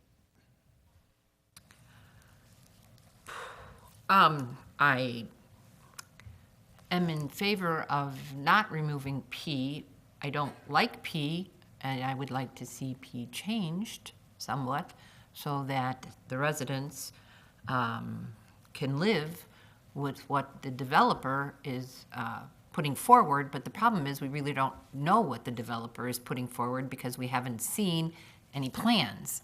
We don't know, is it 30 feet, is it 40 feet, is it 50 feet? I don't know what he has planned. So I just, right now, cannot totally remove P from the ordinance. I think it needs to stay, but I think there needs to be some kind of an adjustment that will be done so that both the developers that come forward in now and in the future and the residents that live in the areas will be able to live with.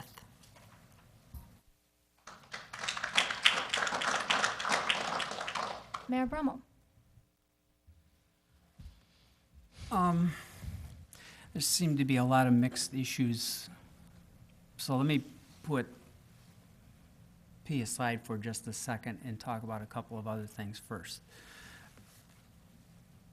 Ron, could anybody in this room, if they had the money and the inclination, have bought that property and put 7 houses on there with a setback of 30 feet and not triggered the need for a public hearing? No, not with a setback of 30 feet. Okay, with a setback of? 50 feet. 50 feet. Oh, actually, no, you're right. Right. Yes, if they would have done 7 under the current structure of the ordinance, that's I think, a fault in the current structure, but yes, they would. Right, so would have- according to current regulations, 7 homes could have been built on that property with a 30-foot setback from Burke Avenue without a public hearing and without a variance. That's correct. Okay, so you need to keep that in mind, that no variance or public hearing is required to meet our requirements to put 7 houses there. The fact that the developer chose to put 5 houses there triggered this conversation that we're having tonight and we've had before, because P came into play because of that. Okay, so anyone could have bought this property and put 7 houses on there. You have to understand that we're a property rights state. If you buy the property and you meet the requirements of the zoning ordinance of the town that you buy the property in, you don't need a public hearing for that. Unless you're asking for a variance that it gives you relief from some of the ordinance provisions, you don't need a public hearing. So again, any of you could have bought this property and done 7 houses there, and it wouldn't have been a favor by the plan commission or the city. I guess I take umbrage a little bit at the accusation that somehow, because Mr. Cosgrove is on the plan commission, the city bends over backwards so that he can make money. That has not been the case. I was on the plan commission for 2 years. I've spent a lot of hours at plan commission meetings. This particular discussion of just that footnote P was 2 hours long. So the implication that, hey, we're just doing a favor for somebody and nobody thought about this and nobody debated it and no one thought about all the things that you brought up bothers me, because all of those things were considered when this decision was made. You're unhappy with that decision. I understand that. Mr. Seibert is correct. There was a time when I faced development in my neighborhood, and it concerned me because it wasn't exactly what I wanted. So I got involved, and look what happened. I ended up being mayor eventually, but I didn't even live in Warrenville at the time. I was in unincorporated Warrenville. I understand your concerns. I appreciate your concerns. They're mostly triggered by the fact that change is coming to your neighborhood. That's understandable. None of us like change. It's nice to see that green wall there instead of a bunch of houses. But you're mixing some issues here, the stormwater issue and flooding issue. That will all be addressed, correct? That's a separate issue from footnote P. It's a separate issue from footnote P. The city has adopted and enforces the DuPage County Stormwater Management Ordinance, and I believe that the conditional approval of the project is in compliance with the Stormwater Management Ordinance regulations and requirements. So everything else, when a permit is applied for, other than this setback issue that we're talking about tonight, all of that's going to be dealt with in due time, with due process, and things have to be approved that are in accordance with the DuPage County Stormwater and all of our rules. That's correct. Correct. Okay, so now we can go back to the issue of P, of the setback issue. Okay, we've separated it out from the others. I understand that you think that 30 is too little and 50 makes a lot more sense. Fine. I understand that you think Thea is a good protection. I agree with that also, but I also agree with what other people have said, is there are ways to tweak this and make it so that it is more generally applicable and doesn't have negative impacts that we haven't anticipated. So the protection that you're asking for, I think, makes perfect sense. I think it also makes perfect sense to take a closer look at how we might tweak that protection so that it makes sense for the entire community, and we don't have to have this conversation again. So that would be my recommendation, that this goes back to the Plan Commission to take a look at it, to see how it can be improved, how it could be tweaked, how the things that Ron mentioned in his memo can be addressed so that going forward we don't have to worry about that. So again, the problem that I see here is that we've mixed too many issues together. And if we separate the issues out, we're able to deal with them. And they all will be eventually taken care of. I have to say that change came to my neighborhood. It bothered me. I got involved. I was worried about it. It's there now. You know what? It's not as bad as I thought it was going to be. In fact, some ways it's better. I think you'll find the same thing if you work with the city. We're trying. It's not our business to destroy neighborhoods. I would disagree a little bit with what Alderman Ashour said, that our job is to protect the people that own property. Well, our job is to protect the people that buy property too, because they have rights. Once you own the property, you want those rights protected. When you sell your property, you want to be able to sell it and get the maximum value for that property, because there are rules that say what that property can be used for. So the rules that are in place protect you as a buyer and a seller. So it's not a one-way street. It's not all about, well, you get what you want while you own the property. Well, you should have some protections when you sell it also, or the person who buys it should have some protections. So we try to balance those things, and that's what we're trying to do. We understand why you're here. We're listening to you. We're willing to take this back and take another look at it and see if it could be improved while keeping the protection that you think is essential. To me, that seems reasonable. Thank you. Alderman Ashour. Just a question for the Community Development Director. So if more houses were built, the 30-foot rule would apply? Was that what I... Going back to the language of the existing footnote P, the first part is to determine whether or not footnote P applies. And footnote P applies only in circumstances when there is more than 50% of the frontage of a block is improved with structures. Right now, as the subdivision was approved, there's 10 lots on that street front, on that side of the street. 5 of them are vacant, 5 of them are developed. So there's 50% that are, built on. So footnote P applies. Had the subdivision included 7 lots, there would have been 12 lots, and less than 50% of them would have been improved. So footnote P would not have applied. So footnote P isn't about the amount of feet that we're talking about? Because the other question is, I see here, the more restrictive regulation or covenant applies. I'm just that isn't making sense to me that you can divide it into more lots and control the whole neighborhood. It should be something about front feet. I mean, we're talking about building setbacks and character of a neighborhood. Well, I mean, that's one of the points I've made in my memo that you have before you that I've been trying to explain is that I don't think that the current language is, if you're going to retain it, that's what you want to retain. I don't think it makes sense. I mean, one of the suggested clarifications I have outlined in the ordinance is more clarity on how you define and calculate what 50% of the frontage of the block is developed. There's no guidance in the ordinance that tells you how to define that. So historically, it's been calculated by the number of lots that have been developed. Could it be calculated by the lineal foot of frontage that is developed? Certainly, but that's not required. So is it in the ordinance about the amount of feet or the amount of lots? It's unclear, and what I'm saying is that historically, So it is up to interpretation. yes, and historically, it's always been interpreted the number of lots. When we have only done it a couple times. No, that's not true. That's a misrepresentation and a misunderstanding. It happens on a regular basis.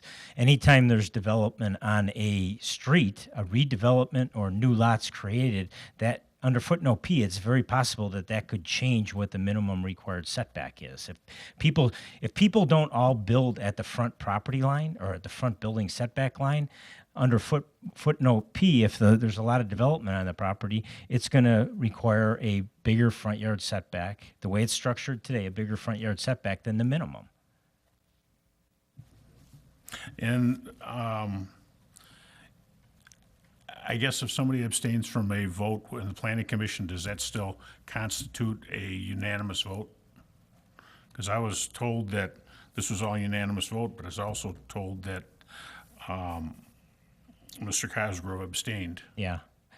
You know, that's he recused himself. He didn't abstain for the vote. So, that's a legal question. I'm not really. I assume that it would be of the plan commission members that were voting at that time.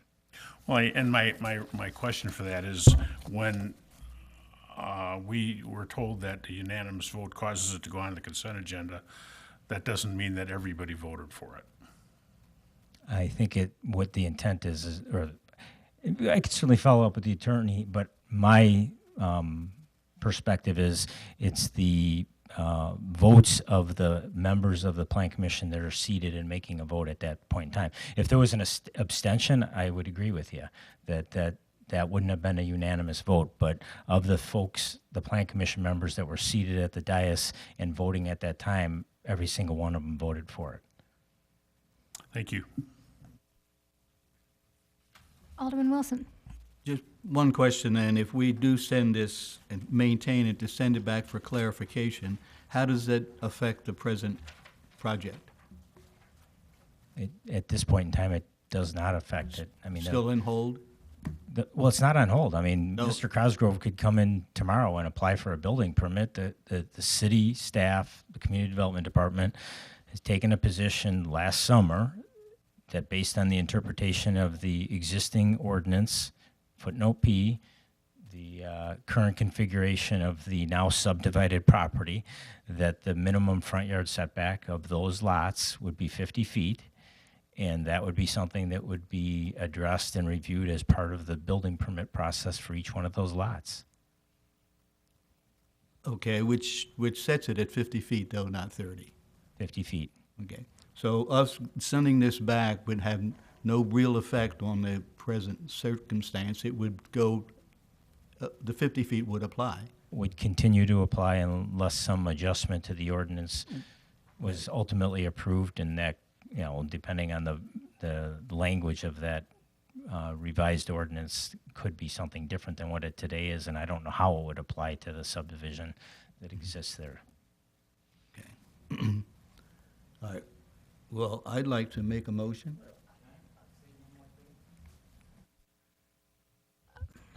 I mean, we have finished the period of citizens' comments.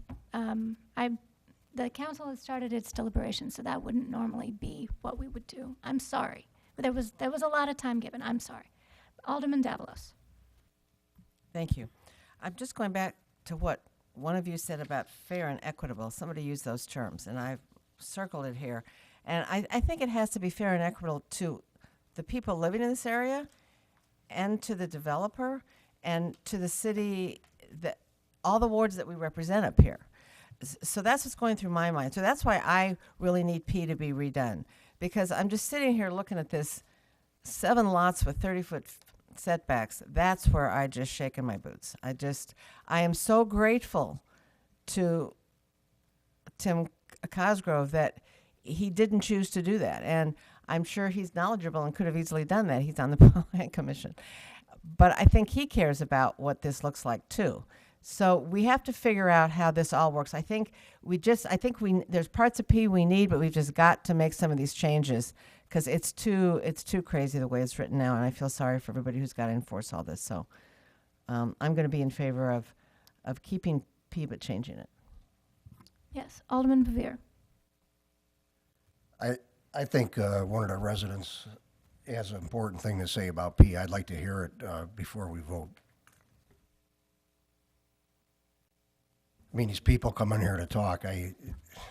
Yes, if and they you normally minimize get it to 2 minutes, I don't see why. And they you normally get 3 minutes to comment. And if it was somebody new, I wonder if we'd feel differently. I mean, letting somebody have 15 minutes every time if we have 50 people come, it's not Just seems to respectful be one everybody person. else. Alderman Ashour.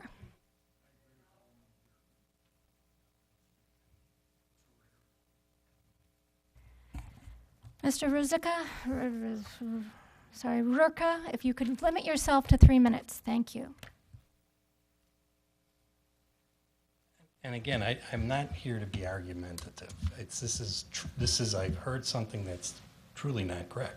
I'm sorry, but speaking from the audience when other people are talking is being argumentative. And I would fully very apologize. happily, at the end of citizens' comments, thank all of you for being so civil and for being so polite to the other speakers.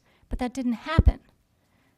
So a little bit of courtesy would be appreciated. Please take your 3 minutes. Okay. It is the street frontage. It has nothing to do with the number of parcels. It's 43% of that block is undeveloped. It's less, so it is the street frontage is in the definition. Could you take the microphone, sir? The definition, according to the ordinance in the definitions, is it's the street frontage from this point to that point. And it meets the 50% criteria, whether there's 5 lots, 8 lots, 50 lots. The percentage of streets frontage is what it is. And it has nothing to do with 7 houses, 5 houses. All that would mean is 7 houses have to be back at 50 feet. And truly, that is the definition. It has nothing to do with number of parcels. Thank you. Thank you. Yes, Administrator Coakley. Thank you. I just want to make a couple of very quick comments because it's getting very late and I know everybody'd like to go home tonight sometime. I think I can speak for everybody up here. I'm not an elected official, I'm appointed, but we certainly appreciate, I know the mayor said this last week and others have said it, people coming and commenting. We usually have an empty room and don't hear from people. Usually when it's something controversial, you get a lot of people in the room. That noted, and you were all exercising your First Amendment rights. That's what all these folks got elected as part of, and that process, I think we, to a person, all respect, probably everybody in the room does. The other comment I want to make is it's okay to disagree with what the council does. What I ever say, they certainly sometimes disagree with each other, but this is a group of people. I've worked in 4 different communities in 30-some years. This is the most attentive council and community to people's input. From our staff, the Plan Commission, you don't see that. People mention Naperville. I don't think that's a good comparison ever. Maybe we'll get that vote someday and we can show that to people, but anyway, leave that aside for now. What I would ask, though, or I do want to say, I should say, it was only a couple of people. Most people were very respectful on their policy issues and comments, and wonderful. But there were a couple of comments that seemed very clearly to impugn the integrity of our community development staff. I have worked with Ron Menser for 19 years of his 22. I've worked with some of his other staff for 10 or 12 years that the senior planner's been here, 5, 6 years of some others. They are folks of extremely high integrity, expert, knowledgeable, capable. When they make an error, and you heard him say tonight maybe there was an error made on something, he's the first one to bring that forward and admit it. He'll bring it right to my attention, bring it to the council the very next meeting, and come up with a solution how to fix it. Nothing is ever hidden, nothing is ever swept under the rug. It's the most transparent, open community I've ever worked with. We'll come right out and talk about our mistakes, dirty laundry, if you will, right out in public, because it's the right thing to do and how to fix those things. So it's not fair or correct to suggest that Ron or his staff is being disingenuous or dishonest or something else. You'll find if you ever need to work with them, they're a wonderful group to work with. They bend over backwards to try to help every resident, every business, whether big developer, small. We hear that from people all the time after they have gotten their approvals and everything done. Residents, developers, businesses talk about what a great staff they are to work with, how efficient they are, how helpful they are, how straightforward and transparent they are after they've gotten what they need from us, not when they're wanting something and sucking up to somebody. So I just want to make those comments because I want to make sure that I set the record straight. That's been my experience. I think everyone up here on the council and people in the community who've worked with Ron and his staff would have the same. Thank you. Thank you, Administrator Coakley. Mayor Brummel. Just a clarification, Mr. Bruker brought up a point that I'd like Ron to clarify. Is it the number of lots or is it the number of feet in the block? The ordinance does not say. It says So that it's the frontage between the, it says the ordinance says district where more than 50% of the frontage of a block has been developed with buildings. We've always interpreted that as the number of lots. So Okay. It doesn't provide any more specificity. That, again, is something that we suggest be clarified in the ordinance to specifically tie it to lineal feet. So it's an interpretation thing and another reason to send this back and have things clarified so that going forward, we know exactly what it means. That's my opinion. Good. Okay, thank you. Alderman Widener. It seems appropriate that most of the council members are in favor of not eliminating P and carrying it forward, and that certainly the community discussion that we've had, minus the accusations and so forth, has been in favor of keeping P. And so with that, I would make a motion to direct the Plan Commission to conduct a new public hearing and develop specific recommendations to refine and clarify the existing provisions of footnote P. Second. Motion by Alderman Widener, second by Alderman Wilson. Further discussion. Alderman Davalos. A process question. So this has been back to Plan Commission twice. So will the city staff work then with their suggestions? I know there were 4 suggestions in last week's minutes. How does this work, going back to Plan Commission? We obviously know how they feel. So who has input to this? Well, I think the direction is from the council that you want to keep some semblance of footnote P, but improve it. So the Plan Commission has already made a recommendation. They don't feel it should be there, or they Right. don't feel that it's something that needs to be retained. But I think with the council's direction, it will be a combination of city staff, Plan Commission, and public input that will help define what the Plan Commission's revised recommendation on what footnote P would look like if it was retained. Thank you. Further discussion. All those in favor? Aye. Opposed? Motion carries. Moving on to item 2, consideration of expanded contractual IT services with all information services and creation of a part-time human resources coordinator position due to retiring administrative services coordinator. Assistant City Administrator White. Thank you. In your packet documents was a memo from me, and also on the dais this evening was a clarification of an incorrect minor correction to the summary information with the stated savings from option 2. So I just wanted to bring attention to that first. This item came about because the Administrative Services Coordinator for the city has announced her retirement effective June 30th.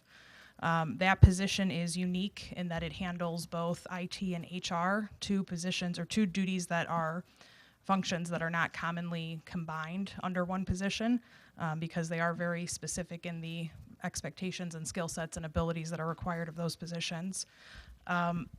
Because of the upcoming retirement of the current Administrative Services Coordinator, there's a bit of urgency to fill this position because of the impact that a lag in having an IT coverage and human resources coverage would create for the operations of the city.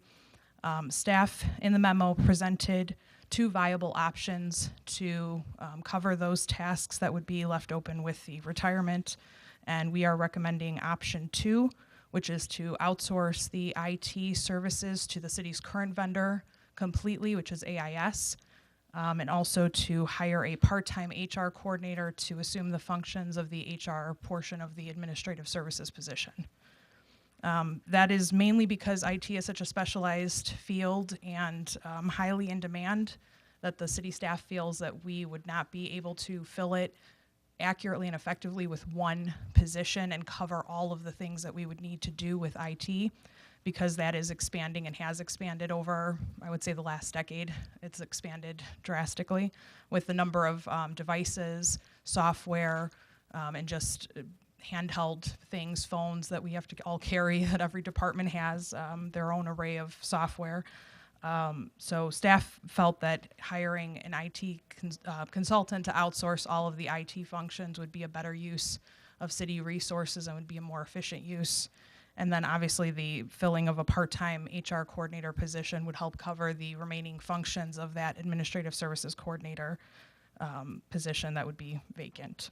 So we are recommending the outsourcing of IT as a 6-month pilot program because this is a shift in the direction of how we handle IT currently.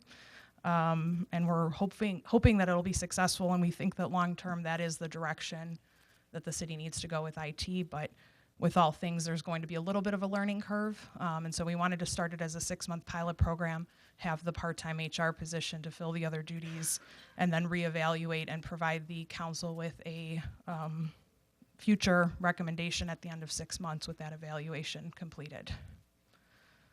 And I do want to also add that there is the potential that we may determine that we need additional hours beyond 28 for the HR position to help cover some of the duties that are left behind once the administrative services coordinator is no longer here. So that'll be part of the 6-month evaluation. So with that, I open it up to questions. Questions or comments?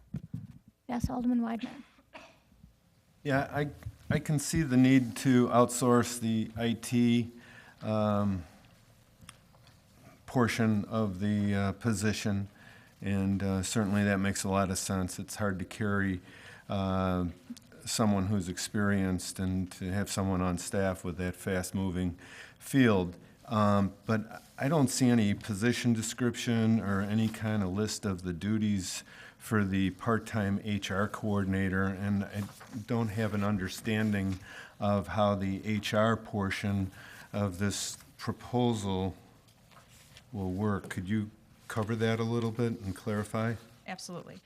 Currently, the administrative services coordinator, we roughly say is about 65% IT, 35% HR. So some of the duties that are currently covered by the administrative services coordinator is onboarding new employees, handling all of the benefits administration. Open enrollment is especially a busy time, but throughout the year, every time we have a hiring, any questions that come up about benefits is handled by that position. And then COBRA administration, maintaining the personnel files, as well as all of the risk management and liability processing of claims. So anytime there is a workers' compensation claim or an outside resident files a claim for damage to property, that all is handled currently by the administrative services coordinator. Follow-up question. Is there a position description for this portion of the proposal? There is, and I can include it with the packet before next week's meeting. Okay. And then I understood too that a portion of the human resources activities were supported by the assistant city administrator. Is that still going to be true moving forward, or is that subject to change? No, that is still going to be true. I will still have the oversight and bulk of the HR function, but this position would assist me in handling, as I mentioned, the day-to-day benefits administration and risk management functions. So the percentage breakdown again would be 35% in the part-time or the split position, and your portion would carry forward 65% of that responsibility then? It's not an exact percentage because my position is a little bit generalized, so there's a lot of different duties, so it's not an exact science as far as the percentages go. But I do foresee with contracting out IT that there is going to be additional duties that are currently with the Administrative Services Coordinator that will be shifted to my position, like ordering all of the devices that the Administrative Services Coordinator currently manages, all the cell phones that currently that position manages, dealing with the day-to-day interactions with the IT contractor will all be shifted to the Assistant City Administrator. So there might be initial reshifting of some of the HR duties to the part-time HR coordinator. Okay, thank you. Other comments or questions? I have a few. First, about the timing of this. This is only a 6-month trial, and I understand that since our administrative coordinator, services coordinator, is going to be leaving us quite soon, that the timing of this is important, and that the amount of time it would take to try and hire a replacement if we did go with option 1 would probably eat up quite a lot of that 6-month period, and we'd have to, fill in with temporary contractors anyway, even if we did go with option 1, as you've put forth in the memo. Is that correct? That is correct. So because we need someone to be fulfilling our IT services on a day-to-day basis, and we just can't go without it, we're going to need to start off with having this outsourced for now, and we can reevaluate it after the 6-month period. Are you going to be bringing that back to us to discuss how the experience has gone? Yes.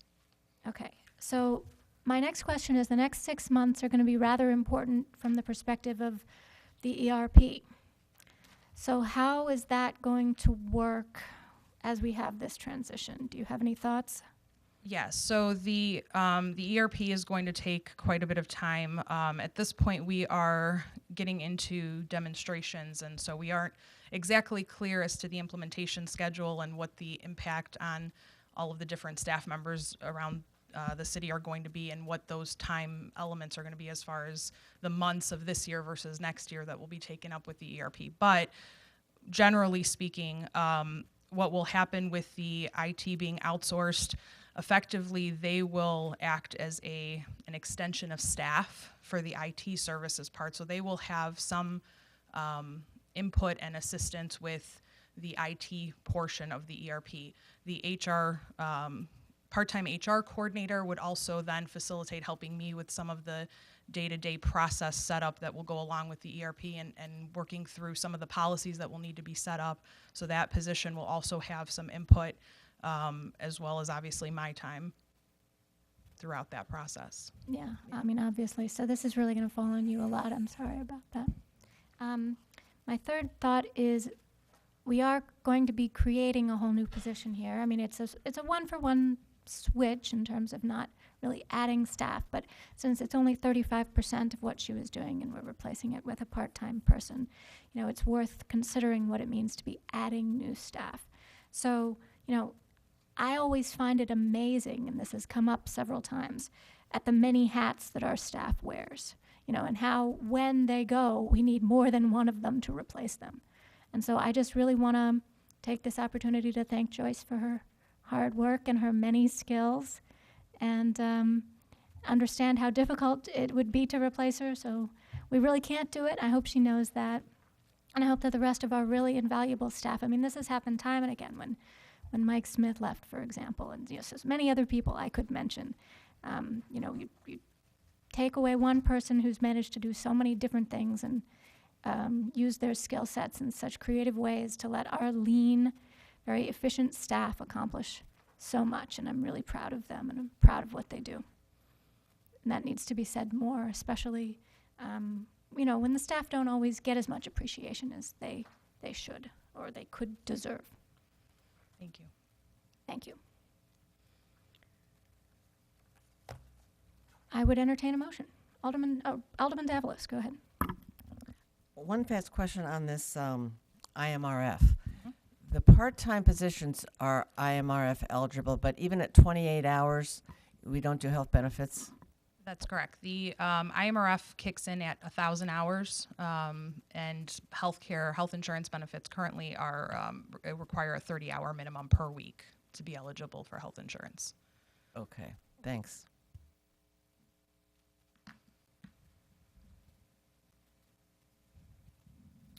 I would entertain a motion. Alderman Berry. I'd like to make a motion to recommend the City Council approve a contract with AIS for IT services as presented in Exhibit C, effective June 19th, 2017, for a trial period of 6 months pending attorney review, and also recommend the City Council approve the addition of a part-time HR coordinator position to the FY 2018 authorized strength ordinance and authorize staff to fill the position. Second. Motion by Alderman Berry, second by Alderman Davalos. Any further discussion? All those in favor? Aye. Opposed? Motion carries. Moving to item number 3. Consideration of contract renewal for the City Prosecutor Services with Christine Charkowitz. Chief Toronto. Thank you. On June 1st of 2017, our city prosecutor, Chris Charkowitz, her contract with the city will expire. Pursuant to that, she did send a cover letter and a proposed contract, which is included in your agenda packet, indicating a less than 6% increase in her fees from $160 to $170 for the for the regular court appearances where she does her prosecutorial work. All of her other fees would remain constant. Chris Charkowitz has been with us several years, does an excellent job. It'd be the staff's recommendation that we continue to retain her as a prosecuting attorney. Thank you. Just one correction. I think her letter says from $170 to $180. Small correction there. Yeah, $10. It was, yeah. All right. Any questions or discussion? Alderman Widener. Make a motion to recommend the City Council approve the contract renewal for the City Prosecutor Services with Attorney Christine Charkowitz for the period of June 1st, 2017 through May 31st, 2018. Second.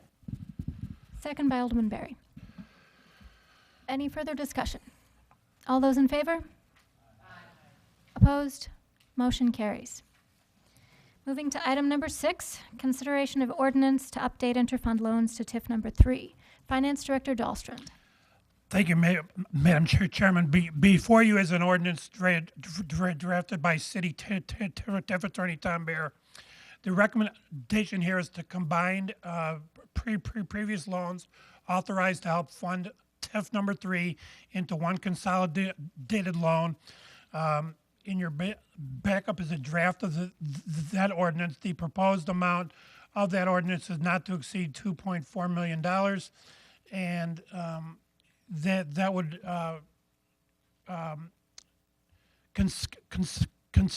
consolidate 4 prior loans, and then also take us through the end of fiscal 2018 as projected in our budget. Thank you. Comments or questions? Alderman Davalos. So will we still end up with 25% in reserves? How does that change the reserve balance? It has no effect on it. It's a bad balance sheet item. You're exchanging cash for a receivable. Thanks. This is just documenting something we already have in place, correct? Correct. Yeah, so it's not any new Well, and it's expense. also extending what we have in place as Yes, well. extending it so that it will last longer, but it's documenting existing loans, and it's not, basically taking money from one pocket, putting it into another, and accounting for it with the proper documentation. Correct. Okay, yes. Alderman Weidner.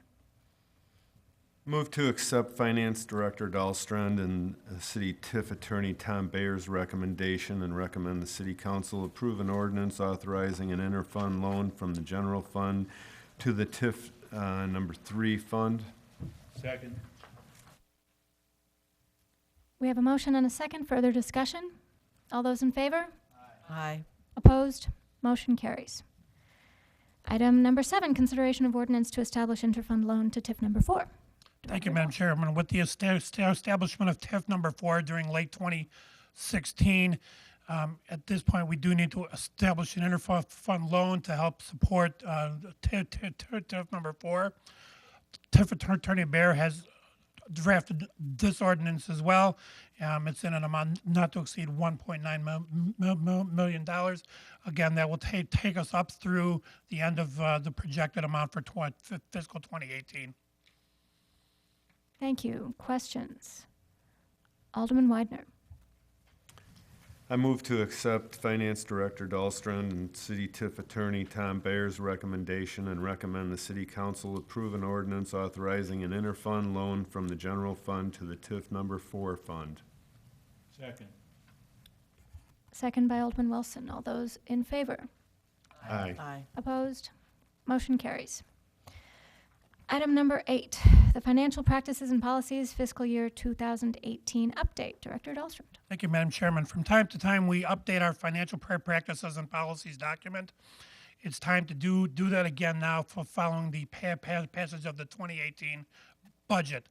I provided a memo which indicated what changes have been made in that document. The document was included with the proposed budget. We now want to formally go ahead and accept the changes that were adopted by the budget and have them properly reflected in this document going forward. Thank you. So we've all seen these before. These budgetary policies were part of the budget that was passed earlier, but it's an appropriate thing to pass it as a separate line item. And we haven't done that in the past. We have updated these from time to time. It should be done periodically as we make changes to our policies, so we stay in practice with the things we do and the things we approve during our budgetary process. So we can make this an annual item just to Absolutely. check it off and make sure we've got this all passed every year and we keep the documentation straight. Correct. Yeah, understood. Thank you. That sounds very reasonable. Alderman Weidner. I move to recommend the City Council approve the City of Warrenville financial practices and policies for 2018. Second.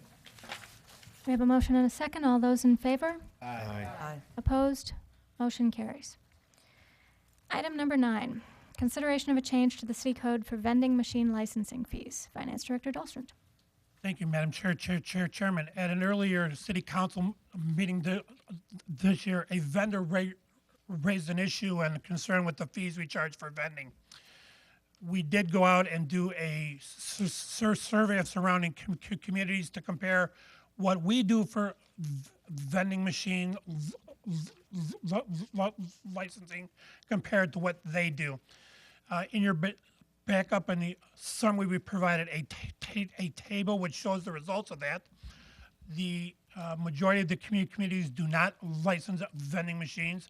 Of the 3 that do, our fees were considerably higher than the next highest one. Actually, they're 100% higher. We would, upon reviewing that, we also do not have the great ability to go out and enforce these machines, enforce where they are. We do not have a like an investigative arm of the department to go and make sure we're actually licensing all the machines. We sort of rely upon the honesty of our community, of our business community, to say yes, we do have the machines and they do need to be licensed. We currently have approximately 60 machines that are licensed. It brings in about $3,000 annually. After reviewing this and discussing this a little bit with my staff, I do recommend that we move forward with removing vending licensing from our city code and no longer license them effective in 2018. Okay, and the amount of revenue that we're talking about here is really quite small, $3,000 in revenue a year approximately? Correct. And while I don't have a specific number, we do eat up considerable amount of that time just administering, making sure that we track those down, that they're licensed, that they get the stickers that they're required to affix to each of the machine. We're not eating it all up, but we're eating enough of it up that the revenue from this in the end ends up being really negligible.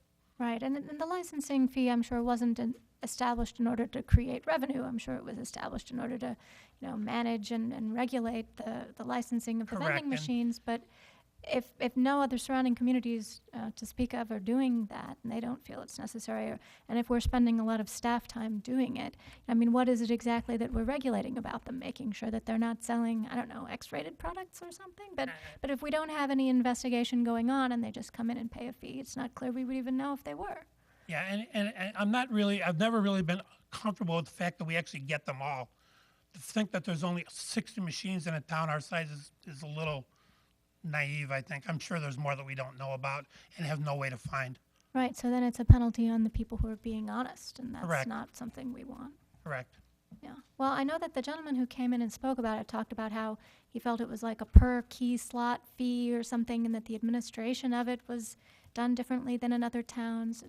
I discussed that with the city attorney, and our interpretation of that was each machine that has a coin slot is an individual machine. So if you have a gumball machine on a pedestal there with 6 heads, each one of those is an individual machine. It's not one machine. So we would license each one of those. That's one of the points that gentleman made.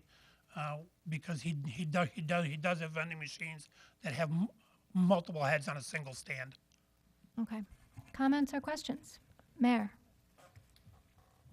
Can we give a courtesy call to Family Foods and let them know that their vendor came in and this change was made at his behest, and so Family Foods know that we were business friendly in that case? to help We them could out? absolutely do that. Thank you. Alderman Widener? It'll be great. All the kids will be able to chew gum without feeling like they're taxed.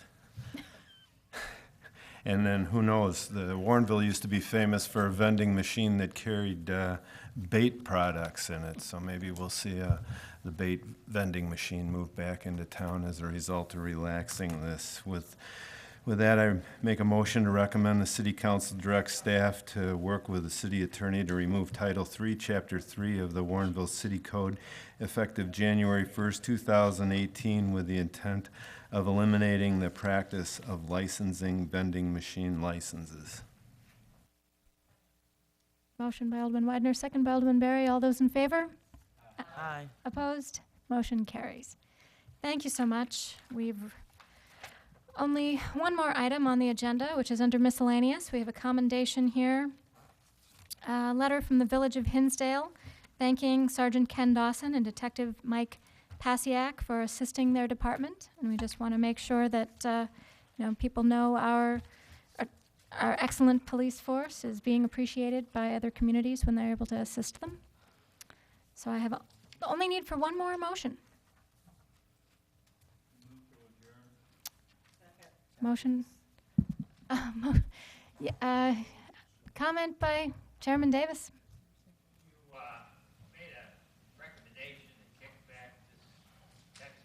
No one can hear you without the microphone.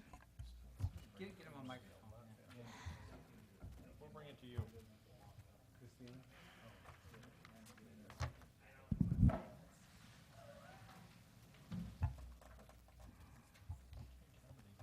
You made a recommendation to kick back the text amendment to the Plan Commission, but you didn't really address the elephant in the room. Do you want the 50 feet, period? Or somewhere, is that still something we could tweak? I mean, I certainly can't Yes, Alderman Davalos. I will speak up. I think you can tweak it. I'd be much more comfortable with 40 even as the highest setback in all the other zoning. Thank you. Alderman Ashour. I can't hear you. Can't hear you. Can't hear you. I think what was intended was the 50 feet by most of the council, because that would trigger a variance that would cause public comment. That's not what I heard. I didn't hear anything. That's why I'm asking.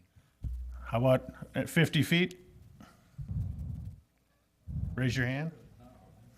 Look, we've got a motion and a second on the floor. Okay. Alderman Widener.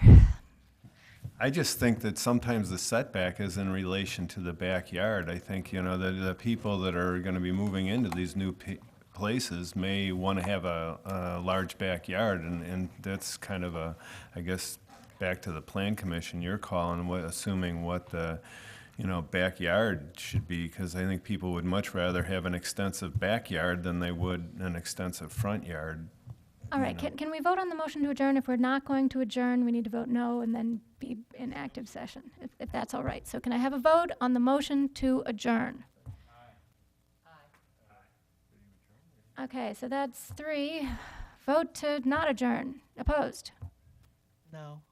No. Okay, so we're not adjourned. Thank you. Alderman Bevere. I just like to make a statement that I think you just need to work with the people and, and make this thing. We got other subdivisions that are going to be coming into town, and we want to make sure that we're, the P will work for future stuff coming on. Well, like I say, we could come back with a recommendation and start the whole thing all over again because it's not what you guys think we were supposed to do. So all I'm asking is a little more guidance as to what you consider to be the correct setback requirement for paragraph P. That's all. It'll save us a lot of unnecessary gyrations if we have a feeling for where you want to go. If it was up to me, I would say we should never exceed the maximum bulk regulation of 40 feet. Okay, Alderman Berry? Director Menzer, do you have any recommendation as to what? No. Here, we've got a second microphone. Kevin, it's okay. As to what we were talking about, do you have an idea as to what you think? I don't have a specific idea, but I think going back to the Plan Commission, inviting public input, I think it will be worked out. Well, I don't know if it's going to be worked out. You're never going to get to a solution that I think everybody is going to be happy with. But I think that the community, the neighborhood has made their perspective known. They're going to continue to be involved in the process. And I would suggest leaving the process, letting it work its course. And I don't know that, I guess, talking about it, I don't think that having the council say it's 50 feet is hard and fast or 40 feet is hard and fast. I think working through the process and trying to come up with something that addresses the community's input but still is more manageable both for administration and looking at the other situations that it will have to be applied for, and we'll come up with something and make a recommendation. The council will have an opportunity to chew on it and say, no, that's not what we like. Thank you, Director Menzer. I think that the sense of the room here is that we want the Plan Commission to adjust the section, and we want them to listen to the people and be as transparent and open as possible. That's what I'm hearing. That's what I think people are saying. I don't think any motion right now that we would make would be appropriate that would further guide the Plan Commission in their future deliberations, and I leave it to staff to be as open, transparent, and to make sure people feel that they're heard. Thank you. Motion to adjourn. Motion and a second by Alderman Ashour. All those in favor? Opposed? We are adjourned. Thank you.